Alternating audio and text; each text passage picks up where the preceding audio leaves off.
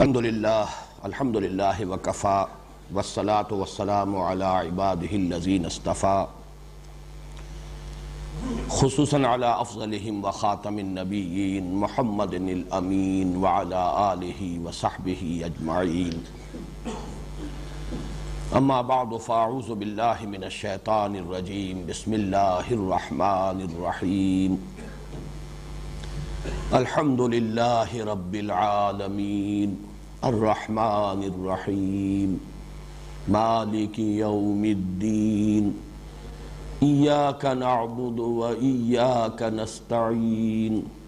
اہدنا الصراط المستقیم صراط الذین انعمت علیہم غیر المغضوب علیہم ولا الضالین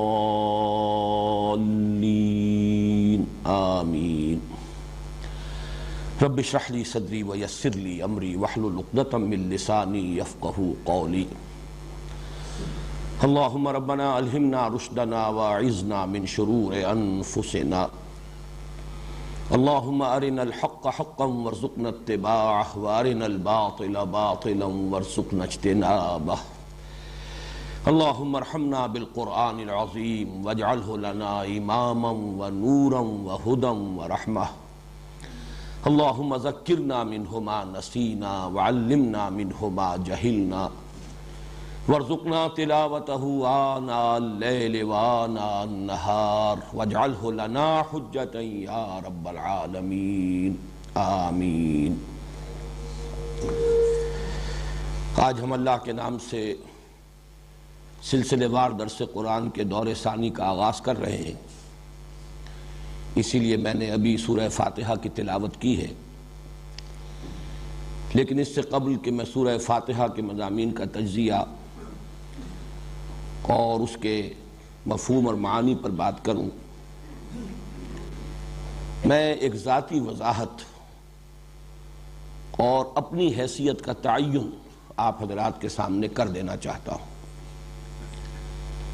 ایک جملے میں وہ وضاحت یہ ہے کہ میری حیثیت ہرگز مفسر کی نہیں ہے، بلکہ صرف مبلغ کی ہے۔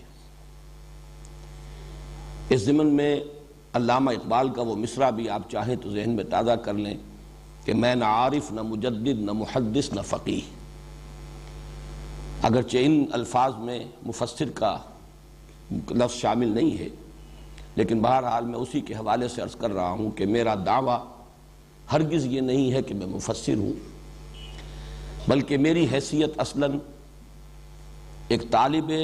علم قرآن کی ہے اور اس کے مبلغ کی ہے۔ تین اعترافات یہاں بالکل صراحت کے ساتھ وضاحت کے ساتھ کر دینا چاہتا ہوں۔ میں نے نہ علوم عربی کی باضابطہ تحصیل کی ہے، یعنی لغت، نحو، صرف، معانی، بیان، صنائع و بدائع اور ادب جاہلی کا میں باضابطہ طالب علم نہیں رہا۔ اسی طرح میں نے منطق اور فلسفے کی بھی کوئی باضابطہ تحصیل نہیں کی۔ اسی طرح جو علوم دینیہ مشہور ہیں ہمارے ہاں، علم تفسیر، علم حدیث، فقہ، اصول حدیث، پھر یہ کہ علم کلام، میں ان کا بھی باضابطہ اور باقاعدہ طالب علم کبھی نہیں رہا۔ جیسا کہ میں نے عرض کیا، میں اصلاً قرآن حکیم کا طالب علم ہوں، البتہ چونکہ نبی اکرم صلی اللہ علیہ وسلم کا یہ حکم میرے پیش نظر رہا کہ بلغوا عنی ولو آیتن،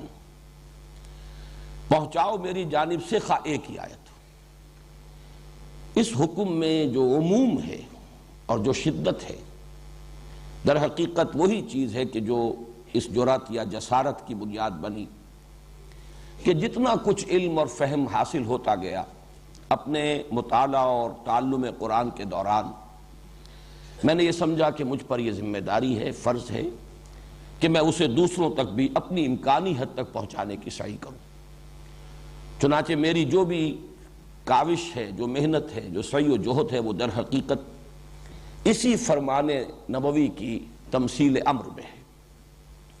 اس ضمن میں بعض کچھ تاریخی واقعات اور حقائق بھی میں ریکارڈ پر لے آنا چاہتا ہوں۔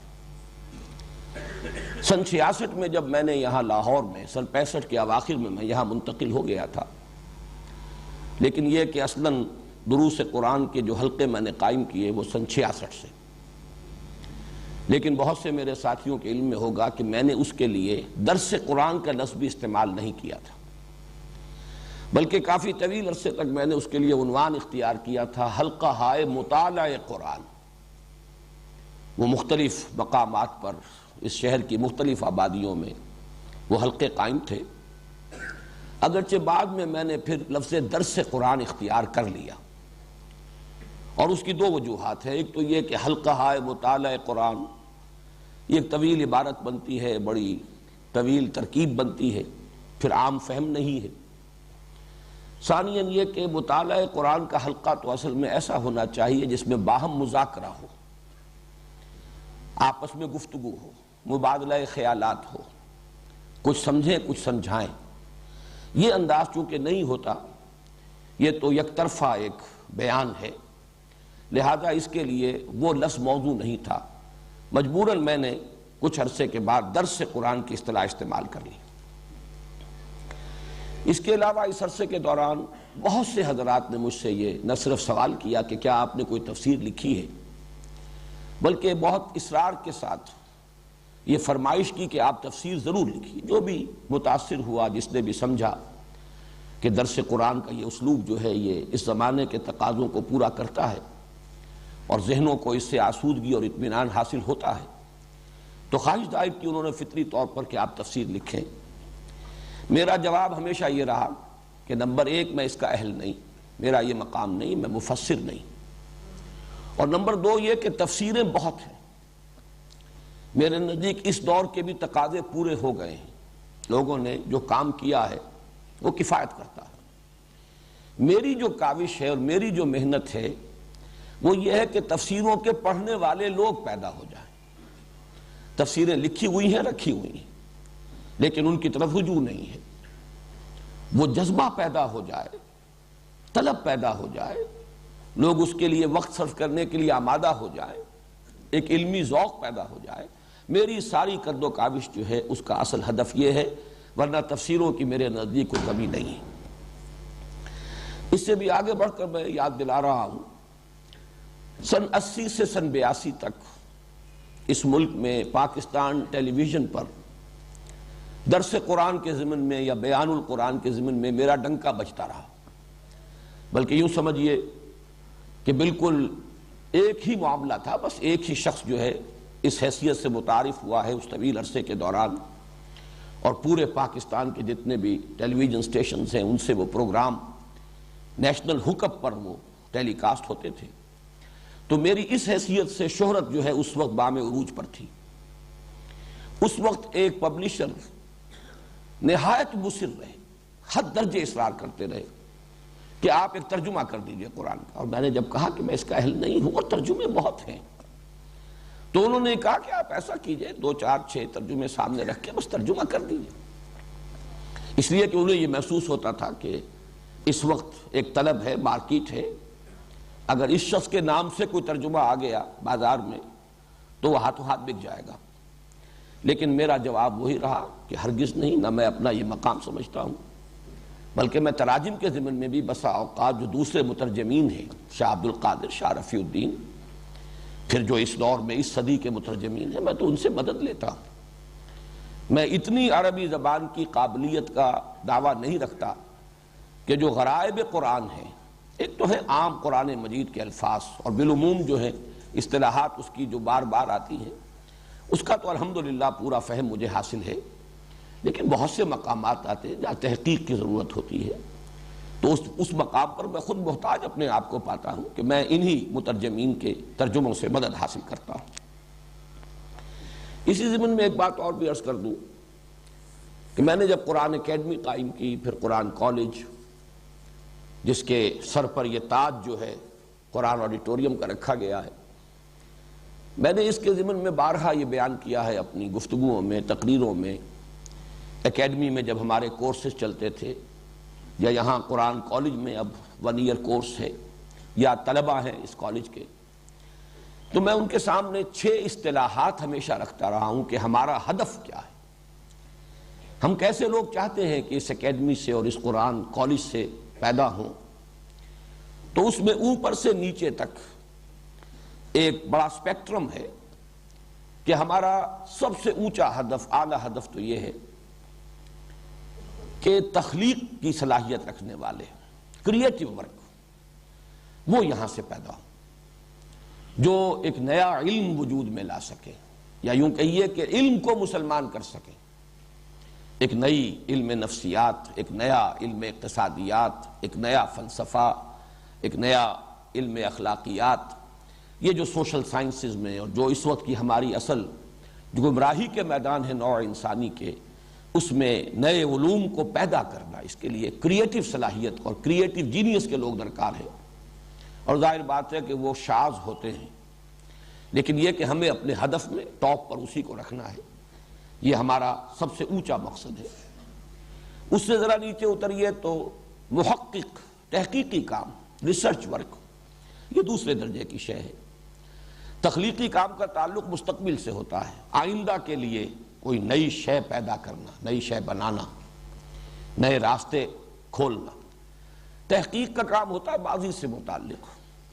گہرائی میں آدمی اترے، مطالعہ کرے، لائبریریوں کو چھانے، اور یہ کہ ریسرچ ورک کرے. یہ دوسرے درجے کا کام. تیسرے درجے کا کام یہ میں مدرس، تدریس کا کام، جو علم ہے اسے پڑھانا. اور ظاہر بات اس کے لیے بھی بڑی مہارت چاہیے، نہ صرف تدریسی مہارت چاہیے، خود علم میں پختگی. رسوخ فی العلم نہ ہو تو آدمی پڑھا نہیں سکتا. واعظ کہہ سکتا ہے، عام تقریر کر سکتا ہے، لیکن کلاس روم ٹیچنگ جسے کہا جائے، جہاں وہ لوگ بیٹھے ہوئے ہوں کہ جو خود درجہ بدرجہ ترقی کرتے ہوئے ایک خاص سطح تک آ گئے ہوں، جن کا اپنا ایک ذہنی معیار ہو، ان کو مطمئن کرنا. یہ جو تدریس ہے، اسی کے ساتھ میں جوڑ رہا ہوں لفظ تفسیر کو. قرآن کے حوالے سے تدریس کسی بھی شے کی ہو سکتی ہے. قرآن کے حوالے سے یہی تفسیر ہے. لکھی جائے گی تو وہ کتابی شکل میں تفسیر بن جائے گی، اور اگر بیٹھ کر کلاس روم میں پڑھائی جائے گی تو وہ گویا کہ ایک تدریس کی شکل اختیار کر لے گی. یہ تیسرا درجہ ہے. چوتھا درجہ ہے تبلیغ. اس تبلیغ کے ساتھ البتہ ایک لفظ کا اضافہ کر لیجئے. وہی میں نے اپنا جو کتاب چاہے مسلمانوں پر قرآن مجید کے حقوق، اس میں اس عنوان جو ہے آخری، 5واں اور آخری حق، اس عنوان میں ان 2 الفاظ کو جمع کیا ہے، تبلیغ اور تبیین. بات کا پہنچا دینا اور واضح کر دینا. بات پہنچے تو پہنچنے کا حق ادا ہو جائے، تبلیغ ہو تو ابلاغ کا حق ادا ہو جائے. ظاہر بات ہے کہ ابلاغ کا حق ادا کرنے کے لیے ضرورت ہوتی ہے کہ جو مخاطب ہیں ان کی علمی سطح کیا ہے اسے ملحوظ رکھا جائے، ان کے اشکالات کیا ہیں انہیں حل کیا جا سکے. اگر یہ دونوں کام نہیں ہوں گے تو شاید تبلیغ تو ہو جائے، وما علینا الا البلاغ، ہم نے پہنچا دیا، بس ہمارے ذمے پہنچانے کی ذمہ داری تھی. لیکن تبیین، ابلاغ کا حق ادا نہیں ہوگا جب تک کہ بات تبیین کے مرحلے تک نہ آئے. یہ چوتھا درجہ ہے. 5واں درجہ اس سے نیچے اتر کر میں متعین کرتا رہا ہوں کہ ان سارے کاموں کے لیے ادارے درکار ہیں، تنظیمیں درکار ہیں. تو ظاہر بات ہے تنظیم بھی ایک کام ہے جس کی صلاحیت والے لوگ اگر ہمیں نہ ملیں گے تو یہ کام آگے نہیں بڑھ سکے گا. اس لیے کہ جن لوگوں کی ذہنی مناسبت نہ ہو، جن کا اپنا کوئی ہدف نہ بن چکا ہو، جن کا اپنا نصب العین یہ نہ ہو، اگر آپ تنخواہ پر ان کی صلاحیتیں بورو کریں اور ہائر کریں، ان کو امپلائی کر لیں اچھی سے اچھی سیلری دے کر، تب بھی وہ ایسے اداروں کا کام نہیں کر سکیں گے، انہیں آرگنائز نہیں کر سکیں. تو جو لوگ بھی اس کالج سے، اکیڈمی سے گزریں، پھر جن کو اس کے مقصد کے ساتھ مناسبت پیدا ہو جائے، اب ان میں جو لوگ ان 4 اوپر کے درجوں کی صلاحیت رکھتے ہیں وہ ان کاموں میں لگیں گے. لیکن 5واں درجہ تنظیم کا، اور اس سے بھی نیچے اتر کر 6واں درجہ انتظام کا، مینجمنٹ، یہ آرگنائزیشن سے بھی ذرا نیچے کی شے ہے. تو یہ 6 درجے ہیں اوپر سے لے کر نیچے تک. تحقیق بلکہ تخلیق، کریٹیو ورک، پھر تحقیق، ریسرچ ورک، پھر تدریس، ٹیچنگ، اسی کے ساتھ تفسیر کا لفظ ایڈ کر دیجیے، پھر تبلیغ اور تبیین، اس کے بعد تنظیم اور انتظام. تو میں ہمیشہ یہ بیان کرتا رہا ہوں کہ یہ 6 ہیں. کوشش کرو، اللہ تعالیٰ تمہیں ہمت دے سب سے اوپر کی سطح پر کام. آخر وہ بھی انسانوں ہی نے کیے ہیں اب تک، اور آئندہ بھی کریں گے تو وہی انسان ہوں گے. اور کچھ پتہ نہیں ہوتا اللہ نے کس میں کس کام کی صلاحیت رکھی ہے۔ بہرحال اگر اس درجے میں نہیں دوسرے میں، اس کے بعد بھی تیسرا ہے۔ تو میں نے یہ ساری بات اس لیے اس وقت آپ کے سامنے رکھی ہے کہ میں اپنے آپ کو چوتھے درجے کا آدمی سمجھتا ہوں۔ نہ میرے اندر صلاحیت کسی تخلیقی کام کی تھی، اور اس کا خود اپنا اس کے کچھ اپنے تقاضے ہوتے ہیں، وہ میرا دعویٰ نہیں۔ تحقیق یہ میرا مزاج نہیں، اور اس کے لیے بھی آدمی جو ہے بس کتابوں کا کیڑا بن جائے، لائبریریوں کے اندر ہی وہ ہمیشہ زندگی بسر کرے، یہ اس کے کچھ تقاضے ہوتے ہیں۔ اسی طرح جیسا کہ میں نے عرض کیا، تفسیر اور تدریس اس سطح کی، وہ بھی میرا دعویٰ نہیں، میرا مقام نہیں۔ میں اپنے آپ کو اس چوتھے درجے کا آدمی سمجھتا ہوں، مبلغ، تبلیغ، البتہ اس کے ساتھ تبیین، وہ میں بعد میں عرض کروں گا۔ اس کے ضمن میں میرا کچھ خیال ہے کہ میں اس دور کی سطح پر تبیین کی صلاحیت اللہ نے مجھے عطا کی ہے، اس کا کسی درجے میں حق ادا کر رہا ہوں۔ یہ ساری باتیں جو میں نے اب تک عرض کی ہیں، انہیں تو کوئی شخص چاہے تو انکسار کا نام دے لے کہ میں انکساری اور تواضع کی وجہ سے یہ باتیں کہہ رہا ہوں، حالانکہ واقعہ یہ نہیں ہے، اظہار حقیقت ہے جس کے اعتراف میں مجھے کوئی باک نہیں۔ میں چاہتا ہوں کہ من آنم کے من دانم، یہ میں اس لیے ریکارڈ کرا رہا ہوں، باتیں بارہا کہیں ہیں، لیکن اب یہ ہمارے درس قرآن کا مسلسل درس کا جو دور ثانی ہے، ریکارڈ ہو رہا ہے، تو یہ چیزیں جو لوگ بھی ابتدا ہی سے اس درس کو سنیں یا یہ کہ ویڈیو کے ذریعے سے دیکھیں بھی، آڈیو ویڈیو دونوں صلاحیتیں استعمال کریں، ان کے سامنے یہ باتیں آ جائیں۔ لیکن اب جو میں کہہ رہا ہوں ہو سکتا ہے اسے کچھ حضرات تعلی اور عجب پر محمول کریں، اس میں سمجھیں کہ شاید کوئی تکبر کی بات ہے، حالانکہ وہ بھی میرے نزدیک تو اصلاً اظہار حقیقت ہے، اور در حقیقت یہ بھی قرآن مجید کے ایک حکم پر امتثال امر ہے۔ وَأَمَّا بِنِعْمَةِ رَبِّكَ فَحَدِّثْ، مجھ پر اللہ تعالیٰ کے انعام ہوئے ہیں، مجھے ان کا ادراک ہے، شعور ہے، اعتراف ہے، اور میں اسی کی مناسبت سے اللہ تعالیٰ کا شکر ادا کرتا ہوں، اس لیے کہ شکر کے لیے تو پہلا درجہ ہے ہی، امام راغب نے جو شکر کے 3 درجے قائم کیے ہیں، تو سب سے پہلے شکر بالقلب ہے، ادراک ہو، شعور ہو کہ کتنا بڑا انعام ہوا ہے، کتنا بڑا احسان ہوا ہے، کتنی بڑی نعمت کسی نے دی ہے۔ اگر اس کا شعور ہی نہیں، ادراک ہی نہیں، تو اس کا پروپورشنیٹ شکر قلب کی گہرائیوں سے نکلے گا ہی نہیں۔ پھر ہے شکر باللسان، پھر شکر بالجوارح۔ بہرحال اس وقت یہ چیزیں آ جائیں گی انشاءاللہ، اگلے ہی درس میں یہ شکر کی بحث آنے والی ہے۔ تو شکر در حقیقت ادراک اور اعتراف کے متناسب اور پروپورشنیٹ ہوتا ہے۔ تو اما بنعمت ربک فحدث، جو بھی انعام ہوا ہے میرے پروردگار کا مجھ پر، میں اس کا بھی تذکرہ کر رہا ہوں اسی حکم کے امتثال امر میں، اور وہ یہ ہے کہ جو بھی فہم قرآن مجھے حاصل ہوا ہے، میں لفظ علم سے بھی کترا کر فہم کا لفظ استعمال کر رہا ہوں، بہرحال چاہیں تو آپ اس کو ایک اصطلاح کی حیثیت سے جمع کر لیجئے، علم و فہم قرآن حکیم کا جو بھی مجھے حاصل ہوا ہے، اس میں بحمد اللہ 4 چشموں سے، اس میں علم اور فہم کے 4 چشمے ہیں جو جمع ہوئے ہیں، ان سے اس حوض میں آ کر پانی جمع ہوا ہے۔ اور میں آج سوچ رہا تھا، تو یہ چیزیں چونکہ میرے ذہن میں آئیں تو میں آپ کے سامنے بیان بھی کر رہا ہوں کہ میرے سامنے تشبیہ آئی، قرآن حکیم میں جنت کے 3 چشموں کے نام دیے گئے، کوثر ہے، تسنیم ہے، سلسبیل ہے۔ میرے نزدیک 3 چشمے جن سے اللہ نے مجھے سیراب فرمایا اور جن سے متمتع فرمایا، اس کے مواقع عطا فرمائے، کوثر و تسنیم و سلسبیل کی ساتھ اس کے ایک مشابہت ہے، علم قرآن سے بڑی دولت اور کوئی ہے نہیں۔ اور چوتھے چشمے کو میں العروۃ الوثقی سے تعبیر کرتا ہوں، میں اس کی وضاحت ابھی کر دوں گا۔ اس اعتبار سے میرے فہم قرآن میں جو جامعیت پیدا ہوئی ہے، میں تفصیل کے ساتھ تو اپنے اس فہم قرآن کے ان 4 گوشوں کو، یا اپنے فکر قرآنی کی 4 سورسز کو، یا میں نے یہ لفظ استعمال کیا ہے اپنے اس کتاب میں دعوت رجوع القرآن کا منظر اور پس منظر، یہ ڈائمنشنز ہیں، میری سوچ، میرے فکر، میرے فہم کی 4 ڈائمنشنز ہیں۔ تو میں تفصیل سے لکھ چکا ہوں اس کتاب کے اندر، ان سب کی وضاحت کے ساتھ میں بیان کر چکا ہوں کہ کس گوشے سے مجھے کیا کچھ حاصل ہوا ہے۔ پھر چونکہ کتابوں کے پڑھنے کا اتنا رواج رہا نہیں ہے آج کل، اور اب اختصار کے ساتھ یہ باتیں جب میں ریکارڈ کرا رہا ہوں تو یہ باتیں بھی میں آپ کے سامنے بیان کر رہا ہوں، تفصیل جن کو درکار ہو وہ میری اس کتاب کا مطالعہ کریں۔ یہ چار گوشے یا چار ڈائمنشنز یا چار سوتے یا چار چشمے جو جمع ہوئے ہیں میرے ہاں،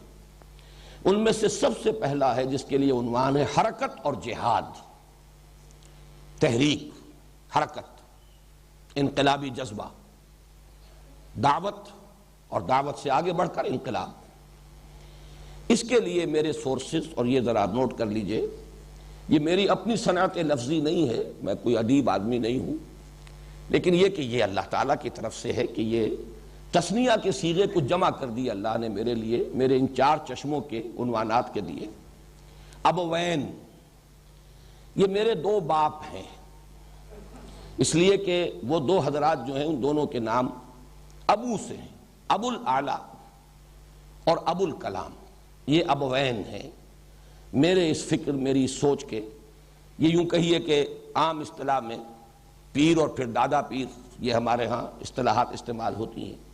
میرے فہم قرآن کے اندر سب سے بڑا حصہ اسی کا ہے۔ سب سے بڑا اس لیے کہہ رہا ہوں کہ میری زندگی جس رخ پر بھی اب تک گزری ہے، اور اب تو اصل تو گزر ہی چکی ہے، اب تو یوں سمجھیے کہ بہت تھوڑا سا حصہ باقی ہے، والعصر والی بات ہے، دن گزر چکا، یہ تو عصر کا وقت ہے۔ اس اعتبار سے جس کام میں میری زندگی گزری ہے اس میں میری دلچسپیوں میں اور میرے وقت اور میری صلاحیت کے صرف میں سب سے بڑا اثر جو ہے وہ انہی دو حضرات کا ہے۔ ظاہر بات ہے ان میں اولین جو تعلق قائم ہوا وہ مولانا مودودی سے، ابو الاعلیٰ مودودی۔ البتہ یہ کہ یہ بات مجھ پر ابتدا ہی میں منکشف ہو گئی تھی کہ اس کا نقطہ آغاز در حقیقت مولانا ابو الکلام آزاد ہے۔ میں اس اعتبار سے کہہ رہا ہوں کہ سب سے زیادہ مجھ پر اسی کی چھاپ ہے کہ وہ حرکت اور جہاد، ابو الکلام نے حزب اللہ بنائی تھی 1913 میں، مولانا مودودی نے جماعت اسلامی کی تاسیس کی 1941 میں، دونوں کے ہدف ایک ہی مقصد۔ اور میں نے بھی پھر الحمدللہ کہ اگرچہ میں جماعت اسلامی سے مایوس ہوا کہ وہ سیاست کی بھول بھلائیوں میں گم ہو گئی ہے، اس اصل مقصد کو ترک کر چکی ہے، لیکن بہرحال میں نے اسی تسلسل کو برقرار رکھنے کے لیے تنظیم اسلامی قائم کی، بلکہ بعض اعتبارات سے میں مولانا ابو الکلام سے زیادہ قریب ہو گیا، بہی معنی کہ ہم نے تنظیم اسلامی کے لیے بھی بیعت کی اساس کو اختیار کیا۔ مولانا مودودی نے ایک خاص وقت کے تقاضوں سے شاید زیادہ متاثر ہو کر ایک دستوری اور آئینی تنظیم بنائی۔ مولانا آزاد نے 1913 میں بیعت کی بنیاد پر حزب اللہ قائم کی تھی، گویا کہ جو اصل ہے اس کی بنیاد، اس کی طرف بھی رجوع کرنے کی اللہ نے توفیق دی۔ ایک اور اعتبار سے بھی مجھے اب مولانا ابو الکلام آزاد سے کچھ زیادہ نسبت قائم ہو رہی ہے کہ وہ بھی ایک طوفان کے مانند جب اٹھے تھے تو تحریک خلافت کے عنوان سے اٹھے تھے۔ شروع میں رجوع الی القرآن، امر بالمعروف نہی عن المنکر، جہاد، یہ تصورات بھی تھے، لیکن پھر ان کی زندگی کا وہ دور جو تھا تحریک خلافت جو تھی، اس میں ان کے اصل جوہر نمایاں ہوئے۔ ان کی تصنیف و تالیف یا تحریر کے جوہر تو زیادہ نمایاں ہوئے تھے الہلال اور البلاغ کے ذریعے سے، لیکن ان کی خطابت کی صلاحیت اور ان کے اندر جو جوش عمل بھرا ہوا تھا وہ تحریک خلافت میں ظاہر ہوا۔ بہرحال میرے اس فہم قرآن کا سب سے پہلا سورس میرے دو ابوین سید ابو الاعلیٰ مودودی اور مولانا ابو الکلام آزاد۔ دوسرا تعمق، گہرائی اور نظم قرآن کے سلسلے میں، یہ ایک دوسرا بالکل گوشہ ہے۔ میں اس گہرائی کے لیے کبھی کبھی مثال دیا کرتا ہوں کہ ایک ہے ٹیلیسکوپک ویو لیتا ہے کوئی شخص، تو آپ کو معلوم ہے کہ کروڑ ہا میل کا وہ مشاہدہ کر رہا ہوتا ہے، اس کا جو اس وقت رینج ہوتا ہے مشاہدے کا کروڑوں میل۔ ایک مائکروسکوپ پر ایک نقطے کے اوپر فوکس کر کے جب مائکروسکوپ جو ہے وہ وہاں پر جما دی جاتی ہے، اس کا لینس فوکس کر دیا جاتا ہے، تو پھر اسے اس کے اندر جو بھی عجائب و غرائب ہیں وہ نظر آتے ہیں۔ تو قرآن کا بھی ایک انداز یہ ہے کہ اس کا ایک برڈز آئی ویو، اس کا ایک جنرل ورلڈ ویو، اور پھر اس کے لیے بھی برڈز آئی ویو، ایک یہ انداز ہے، اور یہ بھی ضروری ہے، ورنہ ہو سکتا ہے کہ ایک آدمی بڑی باریکیوں ہی کے اندر الجھ کر رہ جائے اور بڑی بڑی حقیقتیں اس کی نگاہ سے اوجھل ہو جائیں، بڑے بڑے حقائق کی طرف سے ذہول ہو جائے اور بال کی کھال اتارنے میں ایک شخص اپنی زندگی گزار دے۔ تو الحمدللہ کہ جہاں پہلی سورس میں وہ ایک وسعت ہے، وسعت اور حرکت، یہ دوسری سورس تعمق، گہرائی، فوکس کرنا، اور اسی میں پھر نظم قرآن کے جو بہت سے پہلو ہیں وہ نمایاں ہوئے ہیں۔ یہاں بھی ہی این، یہ لفظ میں خود وضع کر رہا ہوں اس لیے کہ مولانا اصلاحی اور مولانا فراحی یہ دو اسی نام کی مشابہت سے، جیسے ابو کے مناسبت سے میں نے ابوین کہا ہے، تو یہ ہی این یہ میری دوسری سورس ہے، نظم قرآن، اور اس کے اعتبار سے قرآن مجید کے علم و فہم کی جو ڈائمنشن ہے جو سامنے آتی ہے۔ تیسرا ہے فکر جدید کے حوالے سے، اور فکر جدید کے حوالے سے دو کام ہیں جو اصل میں کرنے کے ہیں، اور ان میں جو بھی مجھے حاصل ہوا ہے وہ بھی دو شخصیتوں کا میں ابھی نام لوں گا، وہ دکترین ہیں، میں عربی تلفظ استعمال کر رہا ہوں، دکترین، دو ڈاکٹرز ہیں، لیکن یہ کہ وہ فکر جدید کے حوالے سے کرنے کا کام کیا ہے؟ ایک تو یہ کہ قرآن کی روشنی میں فکر جدید کا تجزیہ، اس میں کیا صحیح ہے کیا غلط ہے، اس لیے کہ اس کو ٹوٹل ریجیکٹ کر دینا بھی یہ بھی محرومی ہے، اس لیے کہ اس میں یقیناً بہت سے موتی موجود ہیں، انسانی فکر کا ارتقاء ہوا ہے، انسانی علم کا ارتقاء ہوا ہے، جہاں سائنٹیفک ارتقاء ہوا ہے وہاں سوشل ایولیوشن کا پروسیس بھی جاری رہا ہے۔ ان چیزوں کو جب تک انکارپوریٹ نہیں کیا جائے گا اس وقت جس فکر کی ہم بنیاد ڈال رہے ہیں تو محرومی ہوگی، وہ ایسے ہی ہوگا جیسے کہ وقت کے تقاضے کو پورا کرنے سے قاصر رہے گا۔ اس اعتبار سے قرآن کی روشنی میں فکر جدید کا تجزیہ کہ اس میں صحیح کیا ہے غلط کیا ہے، حق کتنا ہے باطل کتنا ہے، اور پھر فکر جدید میں جو صحیح ہو حصہ اسے اس فہم قرآن میں انکارپوریٹ کرنا، شامل کرنا، ورنہ یہ کہ اس دور کی تبلیغ کا حق ادا نہیں، تبیین کا حق ادا نہیں ہو سکتا۔ صرف تبلیغ تو ہو جائے گی جیسا کہ میں نے پہلے عرض کیا تھا، اور آدمی یہ سمجھ لے گا ما علینا الا البلاغ، ہمارے ذمے تو بس پہنچانے کی ذمہ داری تھی، لیکن اگر آپ فکر جدید کا جو حصہ صحیح ہے اگر اس کو انکارپوریٹ نہیں کریں گے اپنے اس فہم قرآن میں تو پھر اس دور میں تبیین قرآن کا حق ادا نہیں ہوگا۔ ان دونوں پہلوؤں سے ڈاکٹر رفیع الدین اور ڈاکٹر اقبال، یہ دونوں بہت سے حضرات کے علم میں ہے، حکمت اقبال کے نام سے کتاب ان کی آج کل حکمت قرآن جو پرچہ ہمارا انجمن کا شائع ہو رہا ہے، تسلسل کے ساتھ کتاب شائع ہو رہی ہے، تو یہ ڈاکٹر رفیع الدین اور ان کی ایک کتاب بہت اہم ہے، قرآن اور علم جدید۔ لیکن یہ کہ یہ ساری چیزیں در حقیقت ڈاکٹر رفیع الدین کا بھی کہنا یہ ہے کہ اصل میں علامہ اقبال سے ماخوذ ہے، تو یہ ڈاکٹرین جو ہے یہ میری تیسری سورس ہے۔ چوتھی سورس بھی کہہ لیجئے، لیکن یہ کہ میں ان تین کے لیے جو اب تک میں نے بیان کیے ہیں، میں نے چشموں کی تشبیہ اختیار کی ہے، کوثر و تسنیم و سلسبیل، لیکن چوتھے کو میں العروۃ الوثقی کہہ رہا ہوں۔ العروۃ الوثقی، عروہ کہتے ہیں کنڈے کو، وثقی بہت مضبوط کنڈا،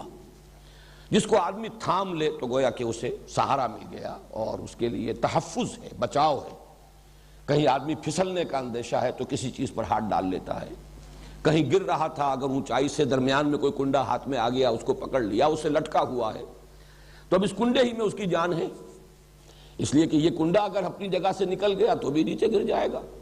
اور اگر کنڈا چھوٹ گیا ہاتھ سے تب بھی وہ برباد ہو جائے گا۔ تو العروۃ الوثقی یہ قرآن مجید کی اصطلاح ہے، فقد استمسک بالعروۃ الوثقی۔ تو یہ چوتھی سورس جو ہے یہ محض سورس نہیں ہے بلکہ میرے لیے حفاظت اور تحفظ اور بچاؤ کا بہت بڑا ذریعہ العروۃ الوثقی رہا ہے۔ اور یہ کیا ہے؟ اس میں ایک ہے تمسک بالاسلاف، ایک تسلسل ہے امت کا، 1400 برس یہ امت کی تاریخ ہے، اس میں بڑی روشنی ہے، اس میں ہمارے اسلاف کے بڑے کارنامے ہیں، پھر اس میں جو تسلسل ہے اور اس تسلسل کے ساتھ جن چیزوں پر اجماع ہو گیا ہے ان کے ساتھ جڑے رہنا، یہ انسان کی عافیت کے لیے، انسان کی حفاظت کے لیے بہت ضروری ہے۔ بسا اوقات ذہین آدمی کے ذہن میں کوئی ایک لہر جو ہے کبھی اٹھتی ہے، اور انسان کو چونکہ اپنے کسی خیال سے، جیسے اپنی تخلیق سے اسے بہت محبت ہوتی ہے، اپنی اولاد سے محبت ہوتی ہے، اسی طرح اپنے کسی نئے خیال سے انسان کو محبت ہوتی ہے، لیکن اس نئے خیال کی رو میں آدمی بہہ کر نکل جائے تو ہو سکتا ہے کہ دور چلا جائے، اس کے لیے ضروری ہے کہ کسی کنڈے پر اس کا ہاتھ ہو،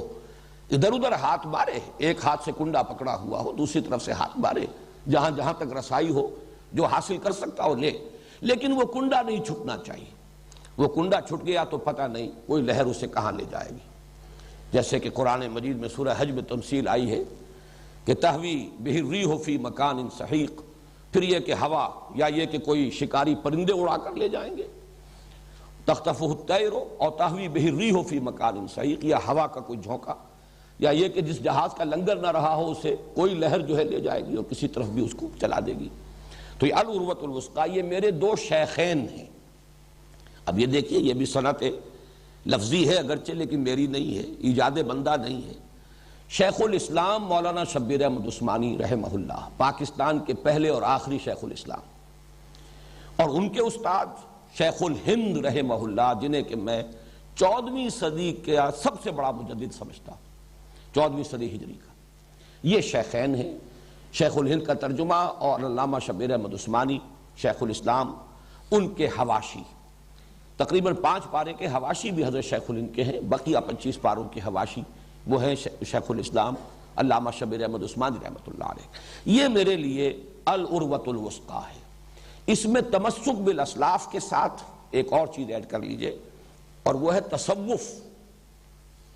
دین کی کچھ باطنی حقیقتیں ہیں، کچھ قلبی کیفیات ہیں جو مطلوب ہیں۔ ایک دین کا ظاہر ہے، وہ بھی اپنی جگہ بڑا اہم ہے، بہت ضروری ہے، جیسے عبادت کے 2 جز ابھی سورہ فاتحہ میں انشاءاللہ اگلے ہفتے یہ زیر بحث آئیں گی باتیں۔ عبادت کے 2 جز ہیں، ایک اس کا جسد ظاہری ہے، وہ ہے اطاعت، اللہ کی کلی اطاعت، ایک اس کی روح باطنی ہے، وہ ہے محبت۔ اب یہ محبت کچھ اور شے ہے، اطاعت مجبوراً بھی ہو جاتی ہے، مارے باندھے کو بھی ہو جاتی ہے، لیکن محبت ایک اور ہی شے ہے، جب تک کہ کسی کو اس کا تجربہ نہ ہو، اس کی کیفیت کو کوئی انسان بیان نہیں کر سکتا۔ چوں معاملہ نہ دارت سخن آشنا نہ باشد۔ تو یہ جو باطنی حقیقت ہے اور یہ جو چاشنی ہے ان دین کے اس پہلو کی، اس کے لیے ہمارے ہاں چونکہ متداول اصطلاح چلی آ رہی ہے، اگرچہ وہ قرآن کی نہیں ہے، حدیث کی نہیں ہے، لفظ تصوف۔ تو تمسک بالاسلاف اور تصوف، یہ جو بھی کچھ میرے ہاں اگر ہے، میرے فہم میں، میرے فکر میں، میری سوچ میں، میرے دروس میں، ان حقائق کا اگر کوئی بیان ہے تو اس کے ضمن میں میری سورس یہ شیخین ہیں، شیخ الاسلام مولانا شبیر احمد عثمانی رحمہ اللہ اور شیخ الہند حضرت مولانا محمود حسن دیوبندی رحمۃ اللہ علیہ۔ ان چاروں کو اعتبار سے اور ان چاروں گوشوں سے جو کچھ مجھے حاصل ہوا ہے، اس کی بنا پر اب اسے دعویٰ کہہ لیں، تعلی کہہ لیں، جو چاہیں کہہ لیں، میں یہ محسوس کرتا ہوں، مجھے اس کا ادراک ہے، شعور ہے، اور میں بے باکی کے ساتھ یہ بات آپ کے سامنے کہہ رہا ہوں کہ الحمدللہ کہ ایک جامعیت کبریٰ ہے جو اللہ تعالیٰ نے میرے فہم کے اندر عطا فرمائی ہے، اور یہی وہ شے ہے جو سب سے زیادہ اس دور میں ضروری ہے، اس لیے کہ مختلف پہلوؤں سے کوششیں لوگوں نے کی ہیں، لیکن ان کو جمع کرنا، ان کی جامعیت، یہ اگر نہیں ہوگی تو جو اصل تقاضا ہے اس دور میں تبلیغ و تبیین قرآن کا، وہ پورا نہیں ہوگا۔ البتہ یہاں ایک وضاحت میں کرنا چاہتا ہوں، اس لیے کہ کچھ عرصہ ہوا ایک کتاب بھی چھپی ہے مجھ پر تنقید کے ضمن میں یا میری مخالفت کے لیے۔ ان کے مصنف نے ایک بہت بڑی زیادتی، بلکہ یہ کہ بڑی خیانت کا ارتکاب کیا میرے بارے میں۔ میں نے چونکہ ان چاروں سورسز کو ہمیشہ بیان کیا ہے، اور یہ بھی میں سمجھتا ہوں کہ شکر ہی کا تقاضا ہے۔ حضور نے فرمایا ہے من لم یشکر الناس لا یشکر اللہ، جو شخص انسانوں کا شکر ادا نہیں کرے گا وہ کبھی اللہ کا شکر بھی ادا نہیں کرے گا، کر سکتا ہی نہیں۔ اگر اس میں مادہ ہی نہیں شکر کا اور تشکر کا تو وہ سوتے خشک ہے، تو نہ بندوں کے حق میں کبھی شکر اس کے قلب سے ابھرے گا اور زبان سے ادا ہوگا، نہ اللہ کے لیے۔ اللہ کے لیے کر بھی رہا ہوگا تو ایک رسم ہے جو ادا ہو رہی ہے، شکر کا وہ اصل جذبہ جو ہے قلب کی گہرائیوں سے وہ چشمہ نہیں پھوٹے گا۔ اس لیے میں ان تمام حضرات کا جن کا ذکر میں نے کیا ہے، یہ میرا ایک تشکر بھی ہے کہ میں تسلیم کروں کہ مجھے ان سے فائدہ حاصل ہوا ہے، میں نے استفادہ کیا ہے، لیکن اس کے یہ معنی نہیں ہے کہ میں ان میں سے ہر شخص کی ہر بات کو مقلدانہ انداز میں تسلیم کرتا ہوں۔ یہ بات اگر کسی نے سمجھی تو غلط سمجھی، مجھے بہت سی باتوں سے اختلاف ہے۔ مولانا اصلاحی صاحب نے جب حد رجم کے بارے میں ایک رائے ظاہر کی، میں نے شدت کے ساتھ اختلاف کیا، شدید اختلاف کیا، یہ اپنی جگہ پر ہے۔ تو بہت سے معاملات میں ڈاکٹر رفیع الدین صاحب سے اختلاف ہے، یہاں تک کہ علامہ اقبال کے لیکچرز میں میں نے سن 67 میں جو مضمون لکھا تھا اسلام کی نشت ثانیہ کرنے کا اصل کام کے نام سے، جو ہماری اس انجمن اور اکیڈمی اس کے گویا کہ مینیفیسٹو کی حیثیت رکھتا ہے، اس میں نے برملا کہا ہے کہ علامہ اقبال کے لیکچرز کو اگرچہ میں اس دور میں جو علم کلام ہمیں درکار ہے اس کا صحیح نقطۂ آغاز میں اسی کو سمجھتا ہوں۔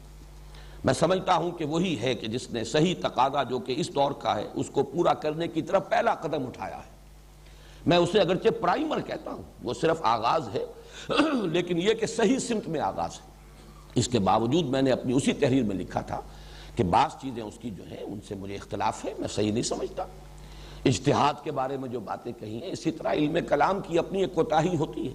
یہ چونکہ جدید علم کلام کی ایک کوشش ہے، لہذا یہ کئی جگہ پر دین کی صحیح تعبیر جو ہے اور ایمانی حقائق کی صحیح تعبیر جو ہے اس کا حق ادا نہیں کرتی، بلکہ یہ کہ پیچھے رہ گئی ہے، اور اس میں بہت سی چیزیں جو ہیں بنیادی طور پر علمی اعتبار سے جو ہمارے بنیادی ایمانیات ہیں اور اعتقادات ہیں ان سے بھی ٹکراتی ہیں۔ یہ اپنی جگہ پر ہے۔ کوئی شخص بھی ہمارے لیے، بڑے سے بڑا انسان بھی، ایسا نہیں ہے کہ ہم اس کے مقلد محض بن کر رہ جائیں اور بس کسی ایک لکیر کے فقیر بن کر رہ جائیں۔ تو اسی طریقے سے ڈاکٹر رفیع الدین کی باتیں ہیں، ان سے بھی اختلاف ہے۔ بہت سے مقامات پر میں مولانا شبیر احمد عثمانی کی رائے سے بھی اختلاف کرتا ہوں، اگرچہ اس میں وہ مسائل اتنے تفصیل سے زیر بحث آئے نہیں ہیں کہ جن میں اختلاف کی گنجائش ہو۔ یہ تو گویا کہ خلاصہ ہے ہمارے اسلاف نے جو کچھ حاصل کیا ہے قرآن سے اس کا۔ لیکن یہ کہ بہرحال یہ بات سامنے رہنی چاہیے کہ میں ان سب کو اگر اپنا سورس معین کر رہا ہوں تو اس کا مطلب یہ نہیں ہے کہ ان کی ہر بات کی میں تصویب کر رہا ہوں اور ان کی ہر بات میری طرف منسوب کی جا سکتی ہے۔ ایک کتاب جس کا میں حوالہ دے رہا ہوں ابھی، وہ لکھی گئی ہے اور اس میں وہ ساری چیزیں جو ہیں میرے سر تھوپ دی گئی، حتیٰ کہ مولانا اصلاحی صاحب کا جو رجم کا معاملہ وہ بھی میرے سر تھوپ دیا گیا، چونکہ انہوں نے اس نے مانا ہے کہ وہ میری سورس ہے تو گویا کہ ان کی تمام باتیں جو ہیں وہ انہی کی باتیں شمار ہوئی۔ تو میں نے صرف چاہا کہ اس کی بھی وضاحت کر دوں کہ میں نے استفادہ کیا ہے، لیکن یہ استفادہ اس طرح نہیں ہے کہ آنکھیں بند کر کے اور اندھے بہرے ہو کر استفادہ کیا، اور تقلید عامہ کا استفادہ نہیں ہے۔ میں نے وہاں سے چیزیں لی ہیں، اور یہ بھی ہے الحمدللہ کہ اگرچہ ان میں سے بعض حضرات کے ساتھ حسن ظن کسی خاص پہلو سے مجروح ہوتا رہا، لیکن اس کے یہ معنی نہیں ہوئے کہ میں نے فکر قرآنی کے ضمن میں ان سے استفادہ کیا تھا، اور میری اس سوچ اور فہم میں جو ڈائمنشن ان کے حوالے سے اضافہ ہوا تھا ڈائمنشن کا، میں اسے تج دوں، اس لیے کہ فکر علیحدہ شے ہے اور کسی انسان کی اپنی شخصی اس کی روش، اس کا طرز عمل، یہ بالکل علیحدہ شے ہے، جس کے ضمن میں علامہ اقبال کو میں فکر اسلامی کا اس دور میں مجدد مانتا ہوں۔ اس کے باوجود میں یہ تسلیم کرتا ہوں کہ علمی عملی اعتبار سے وہ بہت پیچھے تھے۔ ان پہلوؤں سے ہمیں اس بات کی کوشش کرنی چاہیے کہ اپنے دل کو کھلا رکھیں، اپنے ذہن کو وسیع رکھیں، جہاں جو چیز ہے اس کو مانیں، جو شے نہیں ہے اس کا بھی ادراک ہونا چاہیے، اس کو بھی انسان تسلیم کرے۔ بہرحال یہ تو میرے اس فہم قرآن کے 4 گوشے یا 4 سورسز ہیں جو میں نے آپ کے سامنے رکھی۔ اس پر مزید اللہ تعالیٰ کی جو عنایات مجھ پر ہوئی ہیں، اب میں ان کا تذکرہ کر رہا ہوں۔ سب سے پہلی عنایت تو یہی ہے اور سب سے بڑی کہ اللہ نے ایسے حالات پیدا کیے کہ میرا یہ پینورامک ویو بن سکا۔ بالکل بچپن میں علامہ اقبال کی شاعری سے ایک مناسبت قائم ہوئی، ایک ملی جذبہ پیدا ہوا، پھر مولانا مودودی کی تصانیف سے، یوں سمجھیے کہ اپنے ہائی اسکول کے آخری دور ہی سے مولانا ابوالکلام آزاد کی بھی بعض تحریریں اسی وقت میرے علم میں آ چکی تھی، مقالات ابوالکلام ان کا میں نے مطالعہ کیا ہے اپنے ہائی اسکول کے دوران، مولانا مودودی کی کتابیں پڑھی ہیں، پھر یہ کہ ان کی ساری تصانیف، اب ظاہر بات ہے کہ یہ ایک ڈائمنشن ہے جو ایڈ ہوئی ہے، پھر مولانا اصلاحی صاحب کا معاملہ اور ان کے ذریعے سے مولانا فراہی تک رسائی۔ یہ اگر اس کا موقع نہ ہوتا، جماعت اسلامی میں بہت سے لوگ ہیں جنہیں مولانا اصلاحی صاحب کی تحریریں بڑی روکھی پھیکی نظر آتی تھی، مولانا مودودی کا انداز بہت ایک سلیس انداز، بات کو کھولنا اور جدید تعلیم یافتہ لوگوں کی ذہنی سطح کے قریب آ کر بات کرنا، اس میں جو ہے وہ ایک سلاست ہے، بہت ہی سادگی ہے، وہ خود ایک طرز انشاء کے موجب ہے۔ مولانا اصلاحی صاحب کے ہاں وہ بات نہیں ہے، اس میں چونکہ علمی گہرائی ہوتی تھی اور اس لیے زبان میں بھی ثقالت تھی، لیکن الحمدللہ کہ اسی زمانے میں، طالب علمی کے زمانے میں مجھے اللہ تعالیٰ نے وہ مناسبت عطا فرمائی، میں نے ان کی ساری کتابیں پڑھی، مجھے دلچسپی ہوئی، اور آج تک بھی میں ان کی 2 کتابیں جو ہیں ان کا احسان مند ہوں کہ ہمیشہ تذکرہ کرتا ہوں، دعوت دین اور اس کا طریقہ کار، اور مبادی تدبر قرآن، یہ نام میرا رکھا ہوا ہے، پہلے وہ کتاب چھپتی تھی تدبر قرآن کے نام سے۔ پھر جب میں نے تدبر قرآن کی تفسیر تدبر قرآن کی پہلی جلد شائع کی ہے تو پھر اس کتاب کو میں نے ہی نام دے دیا تھا مبادی تدبر قرآن۔ یہ دونوں کتابیں جو ہیں میرے اس جو بھی فہم قرآن مجھے حاصل ہوا ہے اس میں ایک بہت بڑے سورس کی حیثیت رکھتی ہے۔ پھر یہ کہ شیخین کے ساتھ بھی میرا رابطہ طالب علمی کے زمانے میں ہو گیا۔ یہ تفسیر یا جس کو حواشی کہا جاتا ہے مولانا عثمانی کے فوائد عثمانی، یہ اسی زمانے میں جبکہ میں میڈیکل کالج کا طالب علم تھا، کراچی کے کچھ سیٹھوں نے، کچھ کاروباری حضرات، تاجر حضرات، انہوں نے ایک اعتبار سے تو سرقہ کیا تھا، علمی سرقہ کہہ لیجئے، نیت چوری کی نہیں تھی، کوئی ان کے اپنے منافع کمانے کا نہیں تھا، لیکن یہ اصل میں ترجمہ جو ہے شیخ الہند کا اور حواشی جو ہے مولانا شبیر احمد عثمانی کے، یہ اخبار مدینہ بجنور، اس کے پاس اس کے تمام حقوق تھے۔ اب یہ کہ ہندوستان سے یہ تفسیر یہاں پہنچے تو کیسے پہنچے، پھر ان کے اپنے حالات جو ہیں اتنے خراب ہو چکے تھے، معیار طباعت کو بھی ہندوستان کے حالات جو ہو گئے مسلمانوں کے پارٹیشن کے وقت اور اس کے فوراً بعد، تو کوئی آسان کام نہیں تھا، تو پھر کچھ تاجروں نے ان کی اجازت لیے بغیر، اس معنی میں وہ سرقہ تھا،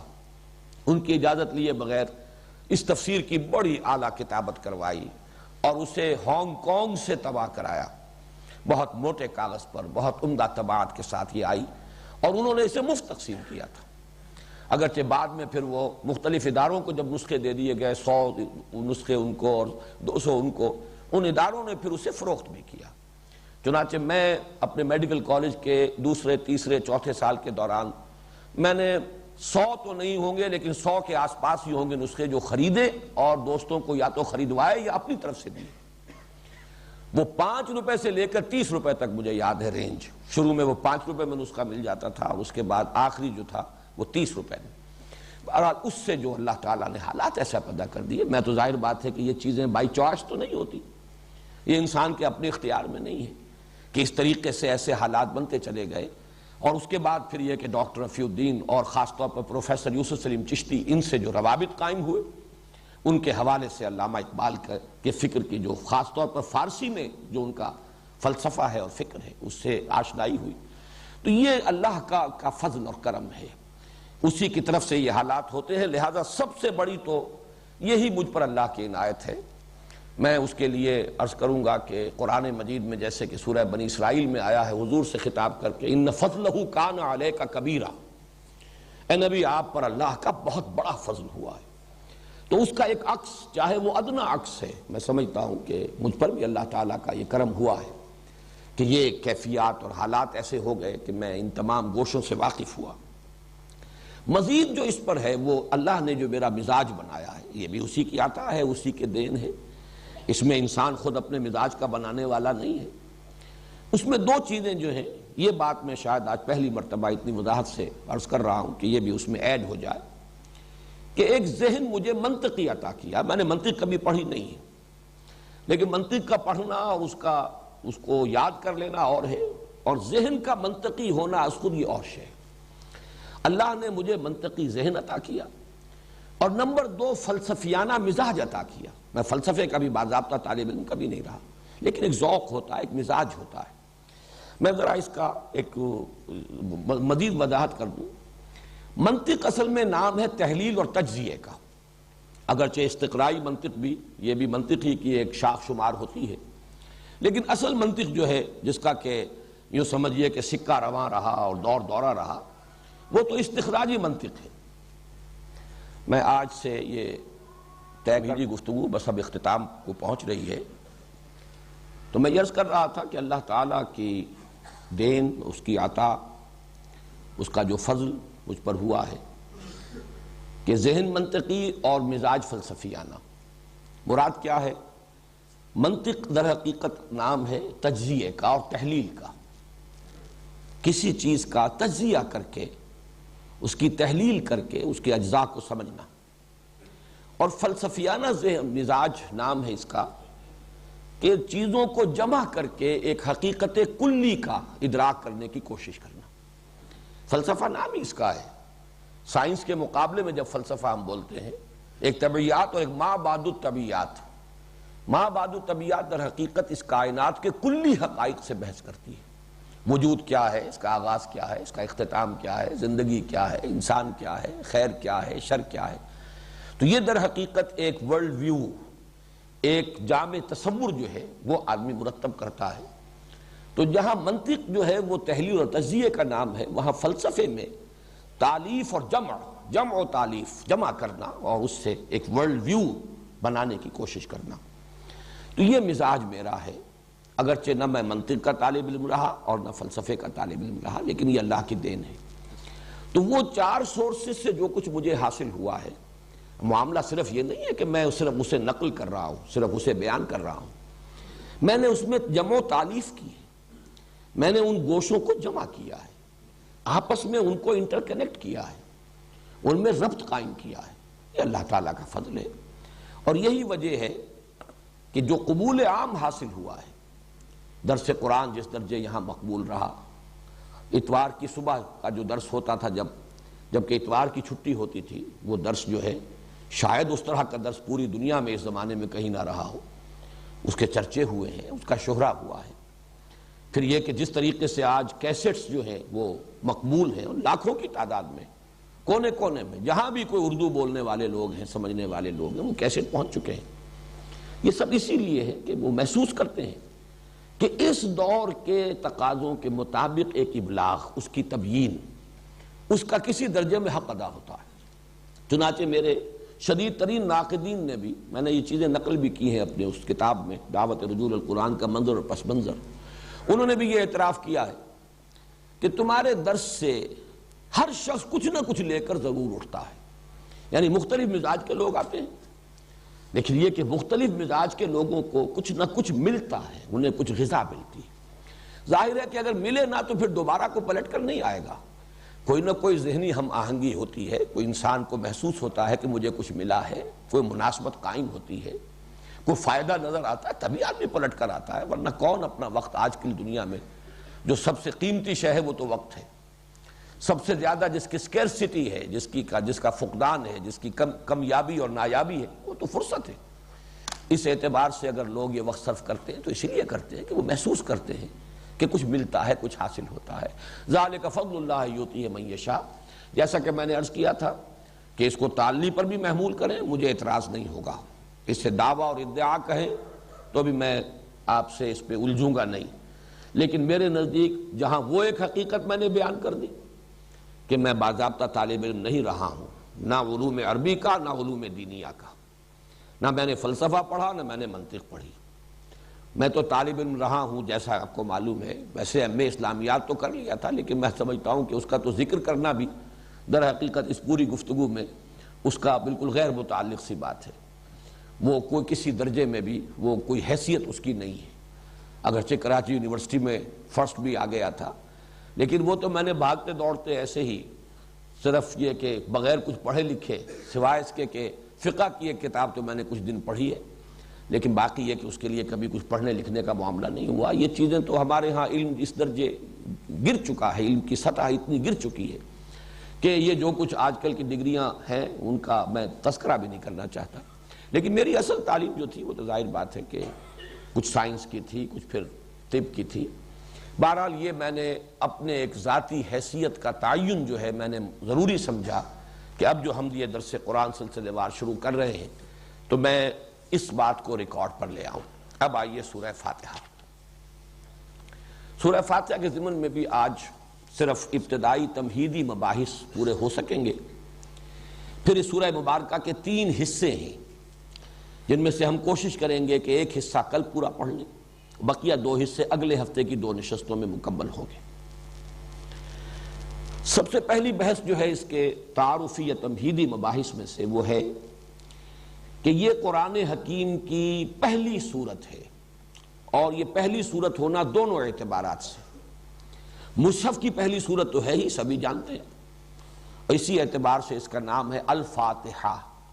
فتح کہتے ہیں کھولنے کو، فتح یفتح کھولنا، مفتاح کہتے ہیں کنجی کو جس سے تالا کھل جائے، چابی۔ الفاتحہ کھولنے والی، یعنی دی اوپننگ سورہ آف دی قرآن۔ یہ انگریزی کا لفظ زیادہ اس کی مناسبت کو ظاہر کر رہا ہے، فاتحہ کی اوپننگ سورہ۔ تو یہ در حقیقت قرآن مجید کی، مصحف کی تو پہلی صورت ہے ہی، لیکن یہ نوٹ کر لیجئے کہ ترتیب نزولی میں بھی پہلی مکمل سورت جو حضور پر نازل ہوئی وہ یہی ہے، اگرچہ وہ ترتیب نزولی کا میں عرض کر چکا ہوں تمہیدی مباحث میں، تعارف قرآن میں، کہ پورے یقین اور جزم کے ساتھ اور حتمی طور پر کہنا تو بہت مشکل ہے، اختلافی آراء موجود ہیں، لیکن تقریباً اجماع ہے اس پر کہ سورہ فاتحہ سے قبل صرف متفرق آیات نازل ہوئی ہیں، جو سورہ علق کے آغاز میں ہیں 5 آیات بالاتفاق، جو سورہ نون کی شروع میں ہے، سورہ قلم بھی اس کا نام ہے، 7 آیات، سورہ مزمل کی ابتدائی 7 آیات، سورہ مدثر کی ابتدائی 7 آیات،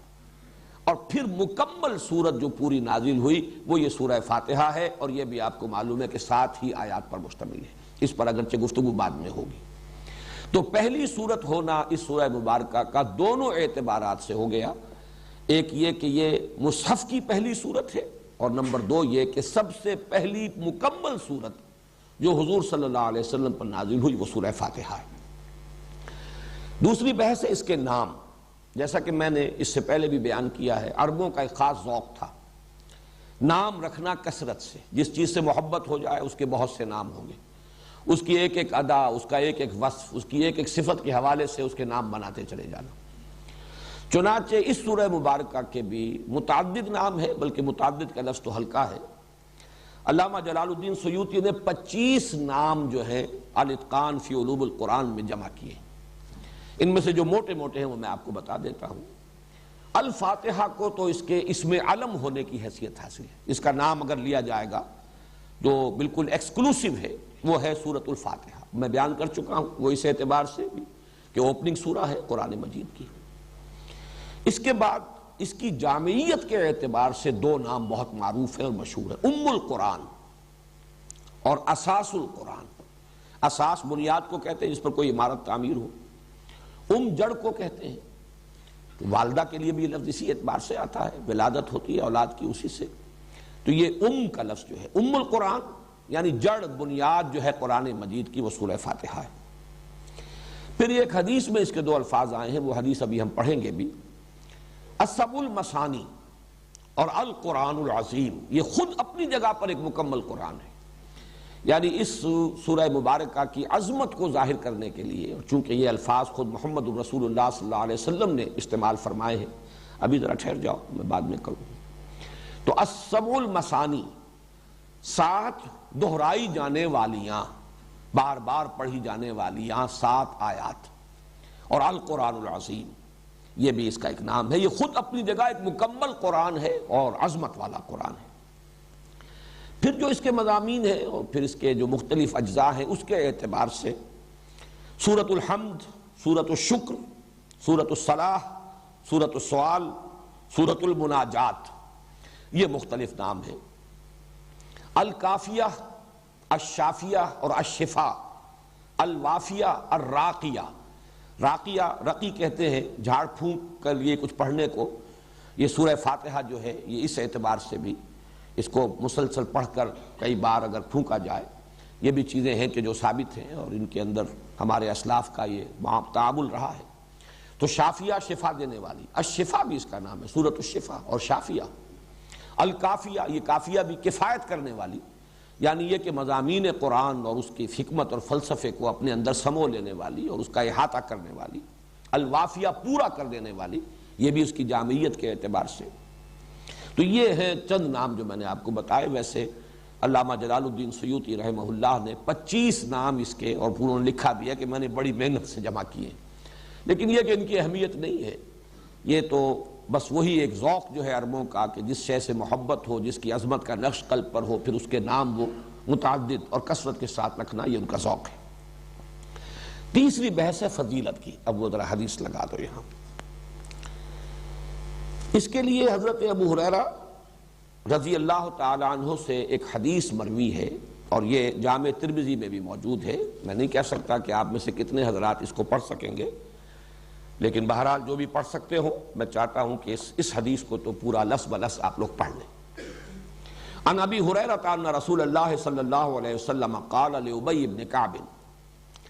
حضرت ابو ہریرہ سے مروی ہے کہ حضور صلی اللہ علیہ وسلم نے حضرت ابی بن کعب سے فرمایا،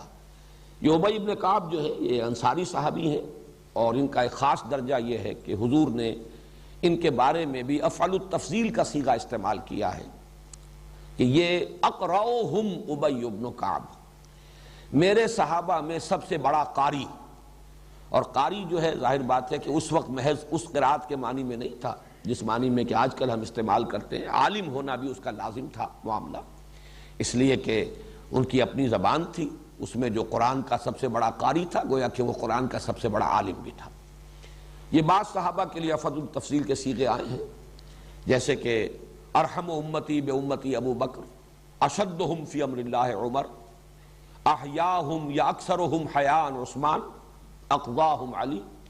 عالمہم بالحلال والحرام معاذ بن جبل، اصدقہم لہجۃ ابو ذر. اسی طریقے سے نوٹ کر لیجئے کہ اقرؤہم ابی بن کعب رضی اللہ تعالی عنہ. تو ان سے حضور نے ایک سوال کیا، اتحب ان اعلمک سورۃ لم ینزل فی التوراۃ ولا فی الانجیل ولا فی الزبور ولا فی القرآن مثلھا. اے ابی کیا میں تمہیں وہ سورت نہ سکھاؤں جس کی مثل، جس کی نظیر نہ تورات میں نازل ہوئی، نہ زبور میں، نہ انجیل میں، نہ قرآن میں.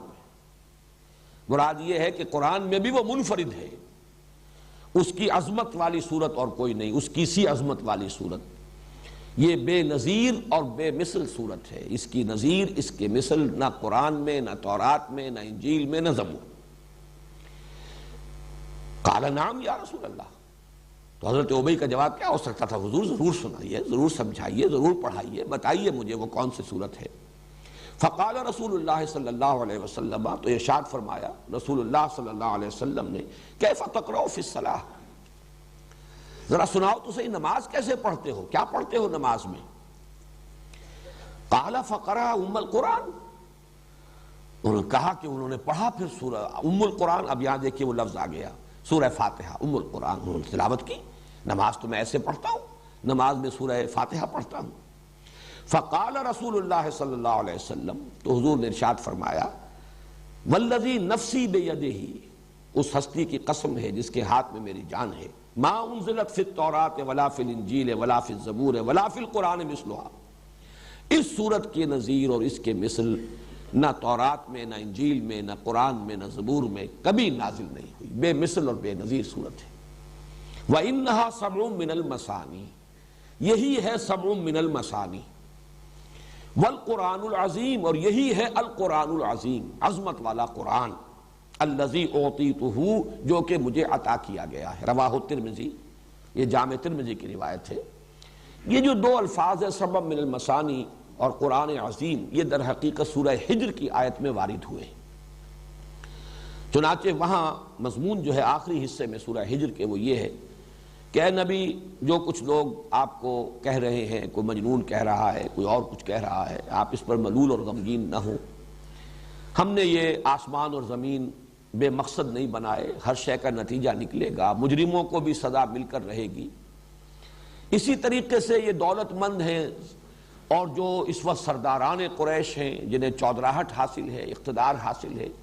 ان سے بھی آپ متاثر نہ ہو، ان کی ان چیزوں کو بھی نگاہ میں نہ لائیے. وَلَقَدْ آتَيْنَاكَ سَبْعًا مِّنَ الْمَثَانِي وَالْقُرْآنَ الْعَظِيمِ، ہم نے تو آپ کو 7 دی ہیں دہرائی جانے والیاں اور قرآن عظیم عطا کیا. یعنی اتنی بڑی دولت آپ کو دی ہے کہ کوئی دولت اس کے مقابلے میں کوئی حیثیت نہیں رکھتی. کسی کا اقتدار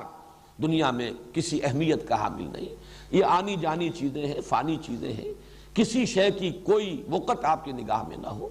ظاہر ہے یہ حضور سے کہا جا رہا ہے، لیکن اس میں مخاطب جو ہیں وہ خود مسلمان ہیں، اور قیامت تک کے لیے لوگ ہوں گے جو بھی اس راستے پر آئیں. جب تک کہ نگاہوں میں ان چیزوں کی تحقیر کی کیفیت پیدا نہ ہو جائے، آدمی اس راستے پر چل ہی نہیں سکتا کہ جو راستہ قرآن کھولتا ہے انسان کے لیے. تو اس میں فرمایا کہ ہم نے آپ کو وَلَقَدْ آتَيْنَاكَ سَبْعًا مِّنَ الْمَثَانِي وَالْقُرْآنَ الْعَظِيمِ، سورہ حجر کی آیت نمبر 87 ہے یہ.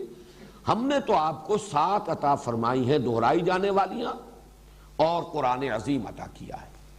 تو حضور نے فرمایا جو مجھ پر اللہ نے جو اپنا احسان جتایا ہے، اپنا انعام جو ہے فرمایا ہے کہ ہم نے اتنی بڑی دولت آپ کو دی ہے، وہ یہی تو ہے، یہی سورہ فاتحہ ہے. ہی سبع المثانی، یہی ہے سبع مثانی. اور یہی ہے القرآن العظیم، بہت عظمت والا قرآن۔ یہاں میں یہ چیز بھی بیان کر دوں کہ مولانا اصلاحی صاحب اس آیت کا منشا یہ سمجھتے ہیں کہ وہ جو 7 گروپ میں بیان کر چکا ہوں، جن میں سے ہر گروپ جو ہے سورتوں کا، اس میں کچھ سورتیں مکی ہیں، کچھ مدنی ہیں،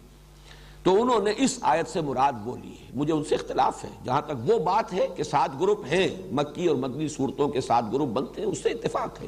وہ میں تعارف قرآن کے ضمن میں تفصیل سے بیان کر چکا ہوں۔ لیکن ضروری نہیں کہ اس آیت میں مراد وہ ہو، جبکہ ہمارے پاس یہ مرفوع حدیث موجود ہے، صحیح حدیث ہے، قول ہے محمد الرسول اللہ صلی اللہ علیہ وسلم کا، تو ہمیں اس سے ادھر ادھر ہونے کی ضرورت نہیں ہے، بلکہ تقاضا ہے کہ ہم اس کے ساتھ اس سے ادھر ادھر نہ ہوں۔ باقی اپنی جگہ پر وہ کہ 7 گروپ ہیں، 7 منزلیں ہیں، یہ اپنی جگہ ہے،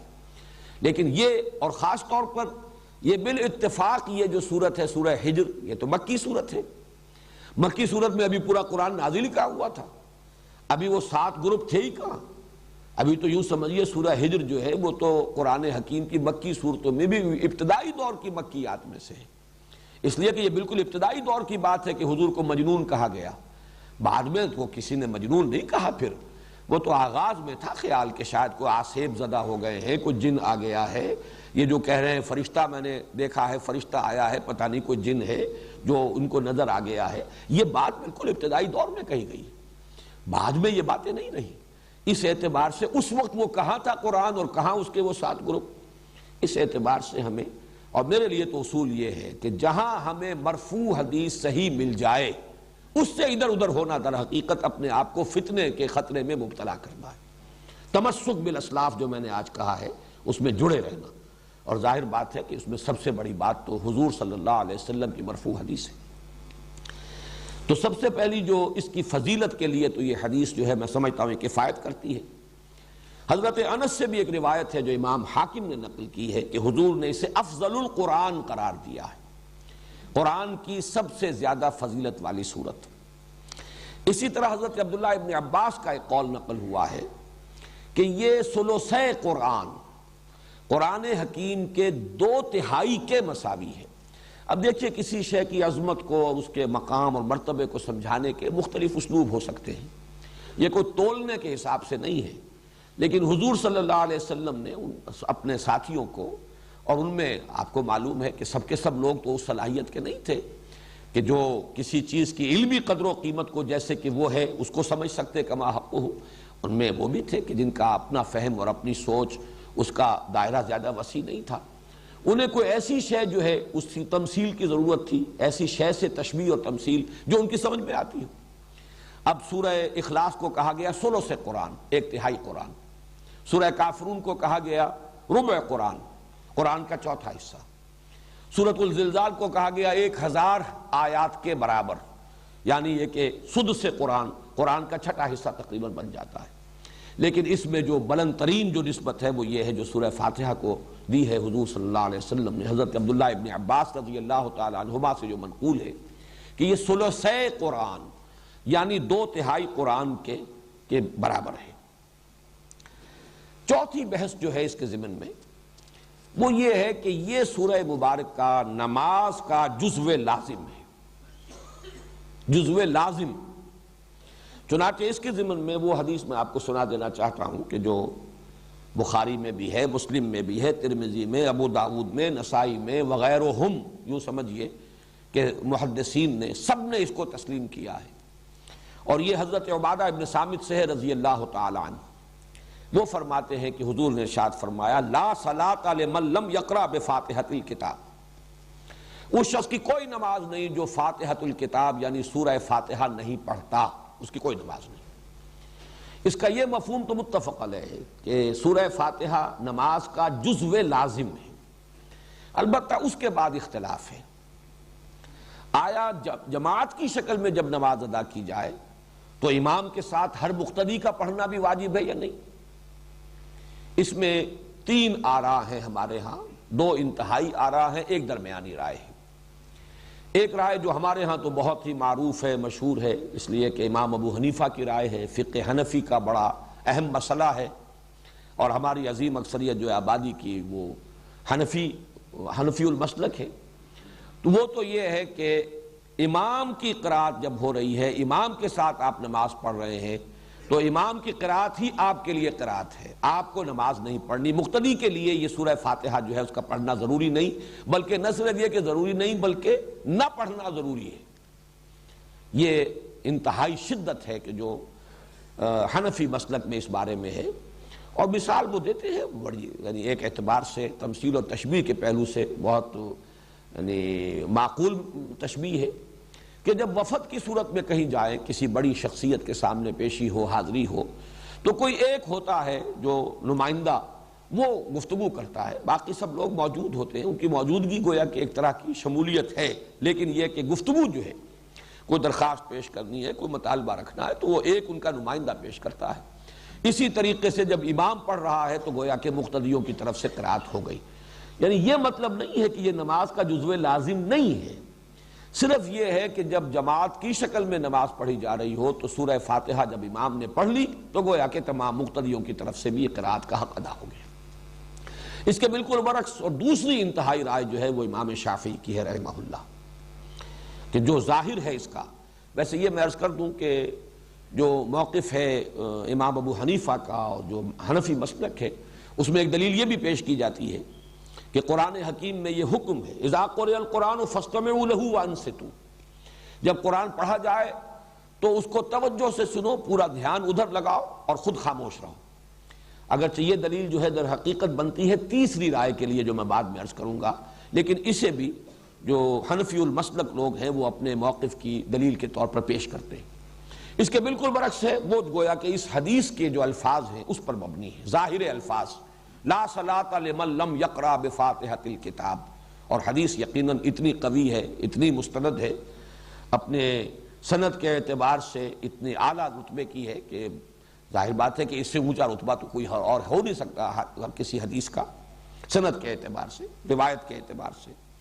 تو امام شافعی کی رائے یہ ہے کہ ہر نمازی مقتدی بھی پڑھے، پڑھنے کے پھر ان کے ہاں مختلف انداز ہیں،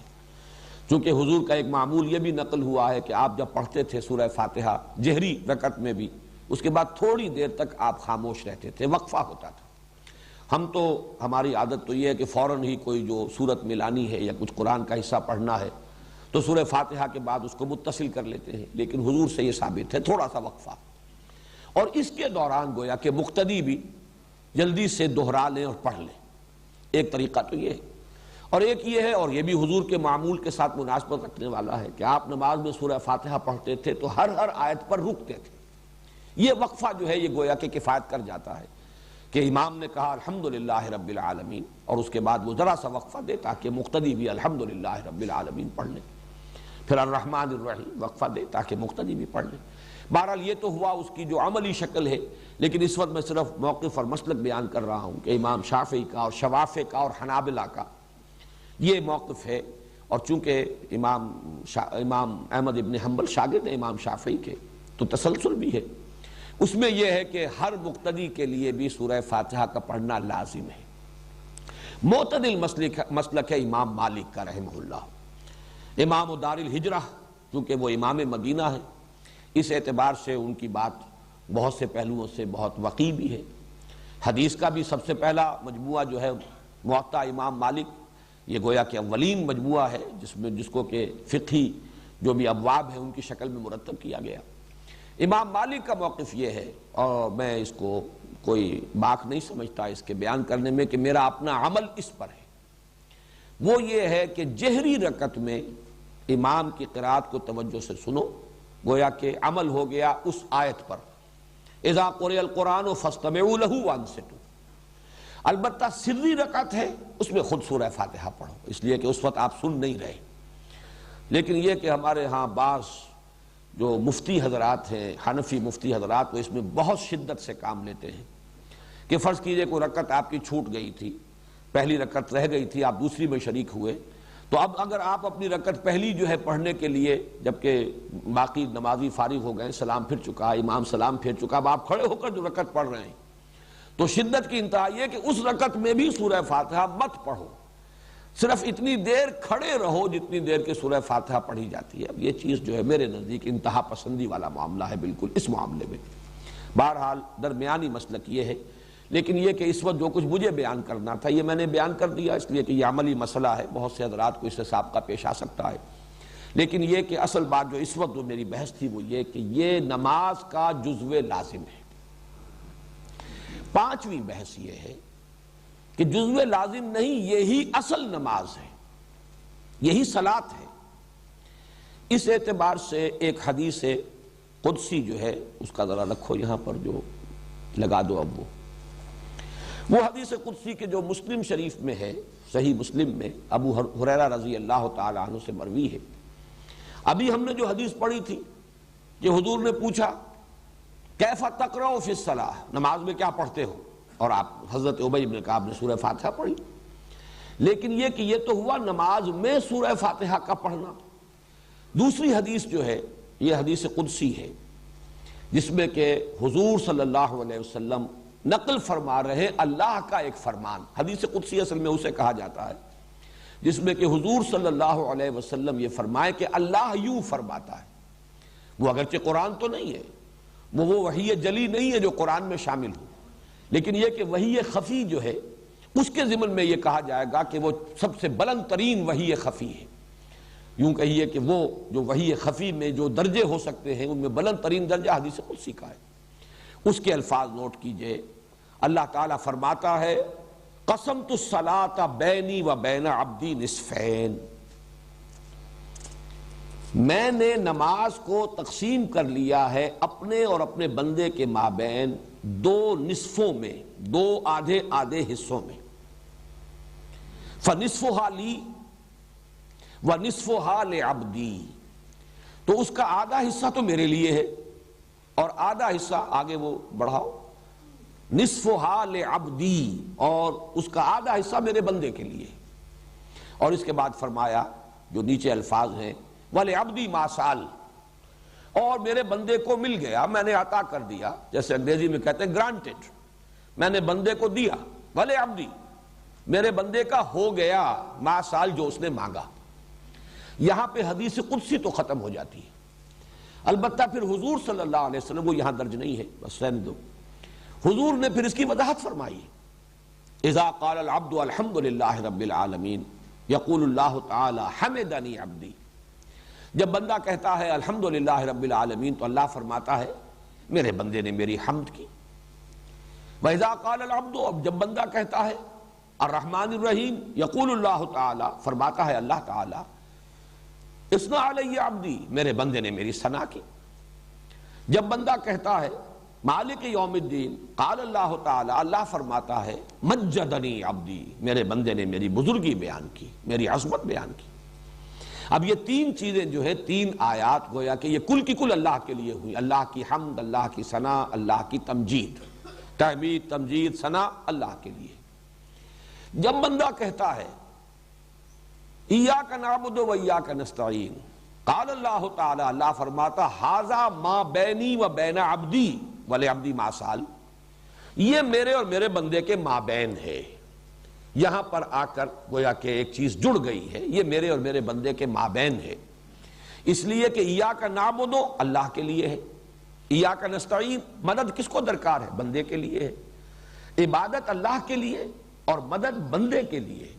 استعانت کا رخ بندے کی طرف ہے، عبادت کا رخ اللہ کی طرف ہے۔ لہذا چوتھی آیت کے بارے میں فرمایا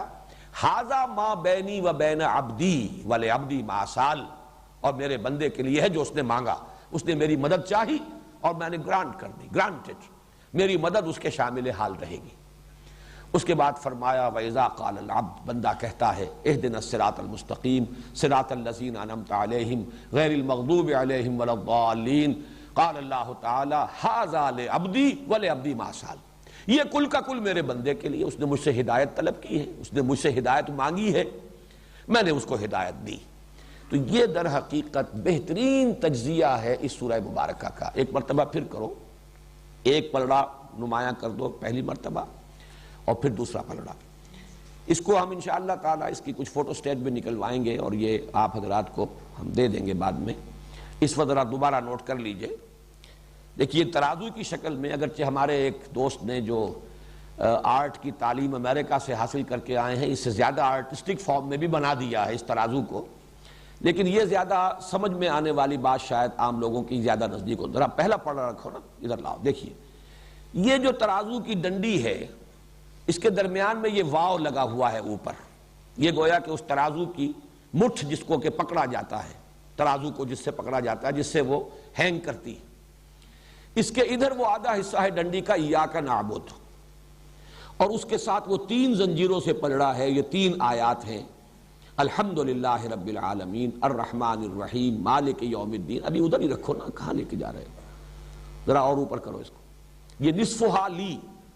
اسی لیے اس ترازو میں آپ نے دیکھا کہ ان تینوں آیات کو میں نے لکھوایا ہے نیچے سے اوپر کی طرف. ان کا رخ کدھر ہے؟ یہ تینوں آیات جا کر جڑتی ہیں ایاک نعبد. ان تینوں آیات کا منطقی نتیجہ یہ ہے الحمدللہ رب العالمین الرحمن الرحیم مالک یوم الدین. ان تینوں کا منطقی نتیجہ ایاک نعبد. اے اللہ ہم تیری ہی بندگی کرتے ہیں, تجھ ہی سے مدد مانگتے ہیں. نہیں, تیری ہی بندگی کرتے ہیں اور کریں گے. اب دوسرا پڑھا لاؤ, وَإِيَّاكَ نَسْتَعِينُ, اور ہم تجھ ہی سے مدد چاہتے ہیں اور تجھ ہی سے مدد چاہتے رہیں گے. اس کی پھر آیات میں نے لکھوائی ہیں اوپر سے نیچے کی طرف, اس لیے کہ یہ اس کی تشریح اور تفصیل ہے. اب اہدنا الصراط المستقیم صراط الذین انعمت علیہم غیر المغضوب علیہم ولا الضالین. یہ 3 زنجیریں ہیں جن سے یہ جو استعانت والا پلڑا ہے اور ہدایت طلب کرنے والا پلڑا ایاک نستعین کے ساتھ منسلک ہے. اب دوبارہ غور کیجئے, جو اس کے اوپر عنوان ہم نے قائم کیا ہے حضور کی نقل کردہ حدیث قدسی, اللہ تعالیٰ کا فرمان قسمت الصلاۃ بینی و بین عبدی نصفین, میں نے تقسیم کر دیا ہے نماز کو اپنے اور اپنے بندے کے مابین آدھا آدھا, 2 نصف. اور اس قدر مکمل تقسیم ہے یہ کہ واو درمیان میں ہے, اور اس واو کے ساتھ ایک ڈنڈی کا ایک سائڈ, ڈنڈی کا دوسرا سائڈ, ایاک نعبد و ایاک نستعین. اور یہ 3 آیات الحمدللہ رب العالمین الرحمن الرحیم مالک یوم الدین اور ایاک نستعین کے ساتھ اہدنا الصراط المستقیم صراط الذین انعمت علیہم غیر المغضوب علیہم ولا الضالین. بس ایک فرق نوٹ کیجئے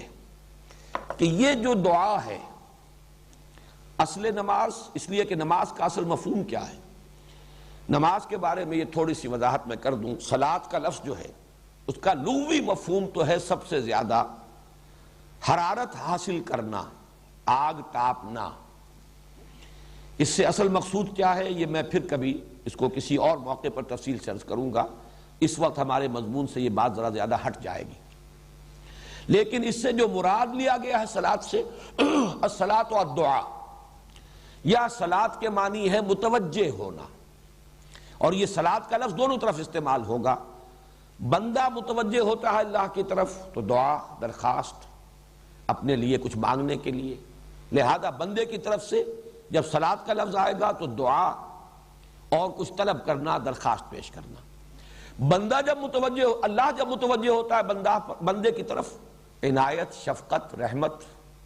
یہ عنایت, شفقت اور رحمت یہ اللہ کی صلاۃ ہے. اور دعا اور اللہ سے درخواست کرنا اور مانگنا یہ بندے کی صلاۃ ہے.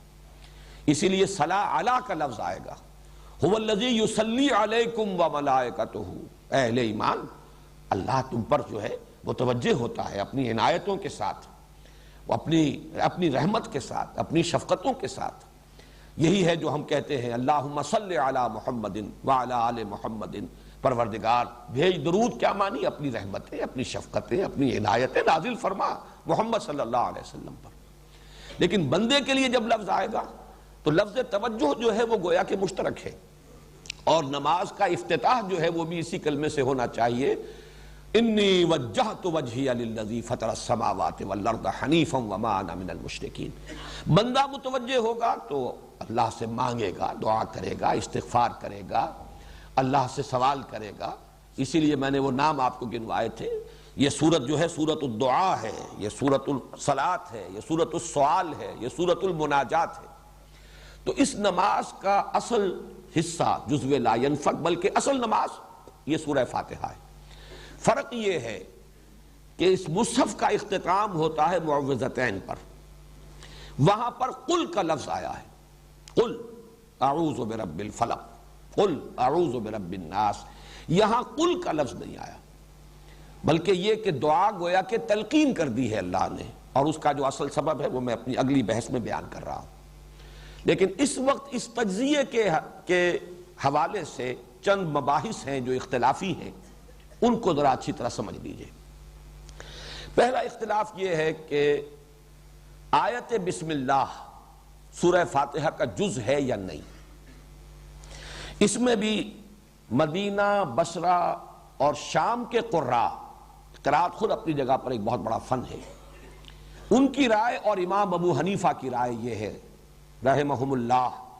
ان تمام ائمہ قرات پر بھی اللہ کی رحمتیں ہوں، امام ابو حنیفہ پر بھی اللہ کی رحمتیں ہوں، ان کی رائے یہ ہے کہ آیت بسم اللہ صرف سورۃ النمل کا جز ہے، جہاں حضرت سلیمان علیہ السلام نے جو خط لکھا تھا ملکہ سبا کو،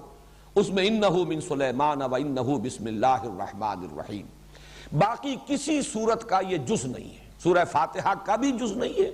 اور کسی سورت کا جز نہیں ہے، یہ صرف تبرک کے طور پر یا سورتوں میں فصل کرنے کے لیے یہ سورت جو ہے مصحف میں درج کی جاتی ہے، یہ آیت بسم اللہ، لہذا اس کی گنتی بھی نہیں ہوگی، شمار میں بھی اس کو بار بار نہیں لایا جائے گا، اور کسی بھی سورت کا یہ جز نہیں ہے،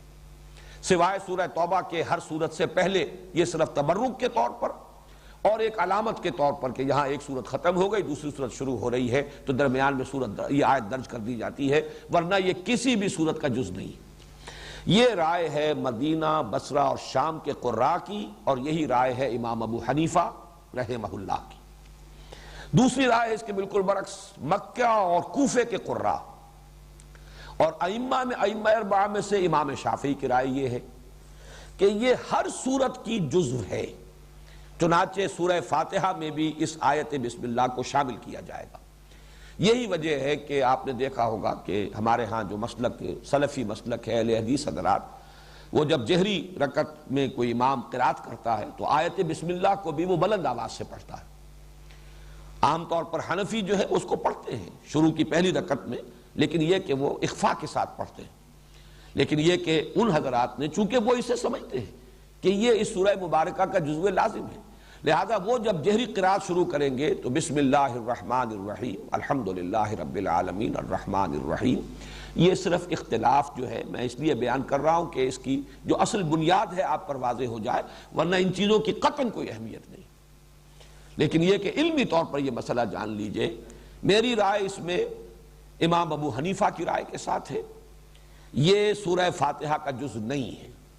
اور مجھے اس پر جو انشراح حاصل ہوا ہے وہ اس حدیث قدسی سے حاصل ہوا ہے، قسمت الصلاۃ بینی و بین عبدی نصفین، وہاں تو بات شروع ہو رہی ہے الحمدللہ رب العالمین سے، اس میں بسم اللہ کا پہلے ذکر ہے ہی، اس اعتبار سے پورا انشراح صدر ہے مجھے کہ آیت بسم اللہ سورہ فاتحہ کا جز نہیں ہے، سورہ فاتحہ شروع ہوتی ہے الحمدللہ رب العالمین سے۔ دوسرا جو اختلاف ہے وہ اس سورہ مبارکہ کی تعداد آیات کے بارے میں ہے، تقریباً اس پر اجماع ہے، اور اس حدیث کی وجہ سے اجماع ہو جائے گا لا محالہ، سبع من المثانی یہی ہے، تو جب سبع من المثانی یہ ہے تو 7 آیتیں ہیں اس میں کسی شک و شبے کی گنجائش نہیں رہی، لیکن میں آپ کو صرف یہ چونکہ شاذ آراء بھی موجود ہیں لہذا وہ بتا رہا ہوں، بعض لوگوں کے نزدیک 6 آیات بھی ہیں، وہ آخری جو 2 آیات ہم سمجھتے ہیں عام طور پر صراط الذین انعمت علیہم غیر المغضوب علیہم ولا الضالین سے ایک ہی آیت شمار کرتے ہیں، تو گویا کہ اب وہ 7 کے بجائے 6 رہ گئی۔ ان میں سے بعض حضرات وہ ہیں کہ جو ان دونوں آیتوں کو ایک شمار کرتے ہیں لیکن آیت بسم اللہ کو شامل کر لیتے ہیں، پھر 7 ہو گئی۔ آیت بسم اللہ الرحمن الرحیم ایک آیت، اس کے بعد الحمدللہ رب العالمین دوسری آیت، یوں اگر شمار کریں گے تو آخری 2 آیتیں جو ہیں ان کو اگر ایک شمار کر لیا جائے صراط الذین انعمت علیہم غیر المغضوب علیہم ولا الضالین، تو پھر تعداد وہی 7 رہ جائے گی۔ بعض حضرات یہ جو درمیان والی آیت ہے، یہ جو ڈنڈی ہے اس ترازو کی، اور اس میں یہ بات نظر آ رہی ہے کہ یہ 2 مکمل جملوں پر مشتمل ایک آیت ہے، ایاک نعبد مکمل جملہ ہے، ایاک نستعین مکمل جملہ ہے، درمیان میں حرف عطف ہے۔ بعض حضرات اس کو 2 آیتیں شمار کرتے ہیں، اب 2 آیتیں شمار کر کے پھر اس کی تعداد جو ہے 8 بن جائے گی، اور جو حضرات آیت بسم اللہ کو بھی شامل کریں گے اور اس کے بھی 2 آیتیں مانیں گے ان کے نزدیک تعداد 9 چلی جائے گی۔ یہ ہے شاذ آراء، 6 8 9 لیکن تقریباً اجماع ساتھ پر ہے۔ اور میرے نزدیک یہ حدیث قدسی معین کر رہی ہے، یہ دونوں آیتیں جو ہیں، یہ جو درمیان کی چوتھی آیت ھذا ما بینی و بین عبدی، یہ تو در حقیقت انٹرلاکنگ ہے۔ یہ تو یہ لفظ استعمال میں کر رہا ہوں، اگرچہ یہ لفظ اللہ کی ذات کے ساتھ استعمال کرنا مناسب نہیں ہے، تشبیہ سمجھ لیجئے، بلا تشبیہ بلا تمثیل، یہ مصافحہ ہو رہا ہے بندے کا پروردگار کے ساتھ۔ جیسے بیعت ہوتی ہے مصافحہ ہوتا ہے، اور جیسے قرآن مجید میں آیا ہے کہ اے نبی جو لوگ آپ سے بیعت کر رہے ہیں ان الذین یبایعونک انما یبایعون اللہ ید اللہ فوق ایدیہم، جو لوگ آپ سے بیعت کر رہے ہیں حقیقت میں وہ اللہ سے بیعت کر رہے ہیں اور اللہ کا ہاتھ ان کے ہاتھ کے اوپر ہے، وہ غیر مرئی ہاتھ ہے، نظر نہیں آتا، لیکن یہ کہ در حقیقت یہ مصافحہ ہے بندے کا اپنے رب کے ساتھ، ایاک نعبد و ایاک نستعین، معاہدہ ہے یہ، مصافحہ معاہدہ، یہ در حقیقت یہ ایک ہی وزن پر باب مفعلہ کے یہ مصدر ہے، یہ معاہدہ۔ اسی لیے کس قدر پیارے الفاظ ہیں حدیث قدسی کے، ھذا ما بینی و بین عبدی۔ معاہدے کے اندر دو چیزیں ہوتی ہیں، دو فریق، بندے کا عہد یہ ہے کہ ایاک نعبد، اور اللہ کی طرف سے وعدہ یہ ہے ہدایت میرے ذمہ ہے، ان علینا للہدی وان لنا للآخرۃ والأولی، ہدایت دینا ہمارے ذمہ ہے، یہ وعدہ اللہ نے کیا، اور یہ گویا کہ ھذا ما بینی و بین عبدی ولعبدی ما سأل، اور دیا میں نے اپنے بندے کو جو اس نے مانگا، جو اس نے سوال کیا۔ اس اعتبار سے صحیح بات یہی ہے کہ یہ درمیانی آیت ایک ہی ہے، ایاک نعبد و ایاک نستعین، اور تقسیم صحیح اسی طرح ہوتی ہے، پہلی تین آیات، اس سے پہلے آیت بسم اللہ کو شامل کر لیجئے، وہ 4 بن جائیں گی، وہ برابر کے 2 حصوں میں تقسیم ناممکن ہو جائے گی۔ وہ 3 آیتیں ہیں جیسے کہ وہ 3 لڑیوں کی شکل میں نظر آئیں، الحمدللہ رب العالمین الرحمن الرحیم مالک یوم الدین، ایاک نعبد ایاک نستعین اہدنا الصراط المستقیم صراط الذین انعمت علیہم غیر المغضوب علیہم ولا الضالین۔ تو یہ جو تجزیہ ہے اس سورہ مبارکہ کا اس حدیث قدسی کے حوالے سے، تو بہت سے یہ مختلف فی مسائل، ویسے یہ کہ اس کے لیے دلائل اور استدلال ادھر سے ادھر سے کیے جائیں تو بحث الجھ جائے گی، میں سمجھتا ہوں کہ اس حدیث قدسی نے ان تمام مسائل کے حق میں، ان کے ضمن میں قول فیصل ہمیں عطا فرما دیا ہے کہ جس پر پورا انشراح جو ہے ہمیں حاصل ہو سکتا ہے۔ ایک بات اور نوٹ کر لیجئے، میرا تو ارادہ تھا اصل مضمون آج مزید جو ہے شروع کرنے کا، کہ اس کا اصل مضمون ہے کیا۔ یہ تو در حقیقت قرآن مجید کے حکمت اور فلسفے کے لیے جڑ اور بنیاد اور اساس کا درجہ رکھتی ہے، ام القرآن کیوں ہے، اساس القرآن کیوں ہے، لیکن یہ کہ اب اس کا وقت آج نہیں ہے، وہ تو انشاءاللہ کل کریں گے، لیکن ایک ذرا اس کا نحوی تجزیہ بھی کر لیجئے۔ پہلی 3 آیات، اگرچہ صرف پہلی آیت میں 2 الفاظ بھی مکمل جملہ بن جاتے ہیں، الحمدللہ،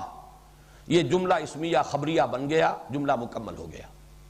لیکن اس کے بعد پوری 3 آیتیں آپ پڑھ جائیے، یہ اسی کے ساتھ شامل ہوتی چلی جائیں گی، علیحدہ جملہ کوئی نہیں آیا، یہ کہا جا سکتا ہے کہ یہ تینوں آیتیں ایک ہی مکمل جملہ بنتی ہیں۔ الحمدللہ رب العالمین الرحمن الرحیم مالک یوم الدین، کل حمد اللہ کے لیے جو تمام جہانوں کا رب ہے، جو رحمان ہے، جو رحیم ہے، جو جزا و سزا کے دن کا مالک ہے۔ یہ تمام جو آ رہا ہے رب العالمین، یہ بھی اللہ کا بدل ہے یا اللہ کی صفت ہے۔ الرحمن اللہ کی صفت دوم، الرحیم اللہ کی صفت سوم، مالک یوم الدین اللہ کی صفت چہارم، یہ تمام صفات ہیں۔ اصل میں در حقیقت ایک ہی جملہ بنے گا، الحمدللہ رب العالمین الرحمن الرحیم مالک یوم الدین۔ اسی طرح پڑھ رہا جو دوسرا ہے ترازو کا، اس کو لیجئے، اہدنا الصراط المستقیم مکمل جملہ ہے، لیکن اگلی 2 آیتیں اسی کے ساتھ جڑیں گی تو جملہ بنے گا، ورنہ وہ اپنی جگہ پر مکمل جملہ نہیں ہے، وہ اسی کے ساتھ، جیسے کہ میں نے آپ کو سورۃ العصر کے ضمن میں بتایا، سورۃ العصر 3 آیات پر مشتمل ہے، مکمل جملہ درمیانی آیت مکمل جملہ ہے، ان الانسان لفی خسر، لیکن والعصر بھی اس کے ساتھ شامل ہوگا تو معنی دے گا، قسم کھائی جا رہی ہے، قسم کس چیز پر کھائی جا رہی ہے، ان الانسان لفی خسر۔ اور تیسری آیت الا الذین آمنوا وعملوا الصالحات وتواصوا بالحق وتواصوا بالصبر، یہ بھی اس درمیانی آیت کے ساتھ جڑے گا تو اس کا مفہوم نکلے گا۔ استثناء بیان ہو رہا ہے، لیکن مستثنیٰ منہ نہ ہو، کس چیز سے مستثنیٰ؟ تو اس کا کوئی مفہوم معین نہیں ہوتا. لہذا ایک ہی جملہ بنا والعصر ان الانسان لفی خسر الا الذین آمنوا وعملوا الصالحات وتواصوا بالحق وتواصوا بالصبر. اسی طریقے سے الحمدللہ رب العالمین الرحمن الرحیم مالک یوم الدین ایک جملہ ہے. اہدنا الصراط المستقیم، اسی صراط المستقیم کی وضاحت ہو رہی ہے. صراط الذین انعمت علیہم اس کا بدل، غیر المغضوب علیہم ولا الضالین یا انعمت علیہم الذین انعمت علیہم کا بدل. جملہ ایک ہی بنا ہے اہدنا الصراط المستقیم صراط الذین انعمت علیہم غیر المغضوب علیہم ولا الضالین. البتہ درمیانی آیت نمبر 4 جو اس کی اس اعتبار سے اہم ترین آیت ہے، انٹرلاک جہاں ہو رہا ہے، یہ دو حصے آ کر جہاں جڑ رہے ہیں، جو مصافحے کی آیت ہے، معاہدے کی آیت ہے، یہ اس ایک آیت میں دو جملے مکمل ہیں. ایاک نعبد و ایاک نستعین، دو جملے ہیں جن کو حرف عطف جوڑ رہا ہے. تو یہ اس کا ہم نے نحوی تجزیہ بھی کر لیا. اب انشاءاللہ کل اصل گفتگو شروع ہوگی. اس سورہ فاتحہ کا اصل مضمون کیا ہے اور اس کا اصل میں کلید اس کی کیا ہے. ہمیں معین کرنا چاہیے کہ اس سورت کا اصل مخاطب ہے کون، بلکہ قرآن مجید کے اصل مخاطب کون ہے. یہ ایک نئے عنوان سے اور نئے انداز میں انشاءاللہ کل گفتگو ہوگی، اور یہ حکمت قرآنی کے لیے ایک بہت بڑی کلید ہے. اس کو اس انداز میں میں نے آج سے پہلے کبھی بیان نہیں کیا. اس کی طرف ذہن انہی دنوں میں جبکہ میں غور کر رہا تھا، یہ دور ثانی جو شروع کر رہے ہیں، تو انسانی ذہن جو ہے وہ کام کرتا رہتا ہے، تو اس بات کی طرف ذہن منتقل ہوا اصل مخاطب قرآن کے کون ہیں. اس کو معین کر لیں تو قرآن مجید کی حکمت اور فلسفے کے بہت سے پہلو جو ہیں وہ روشن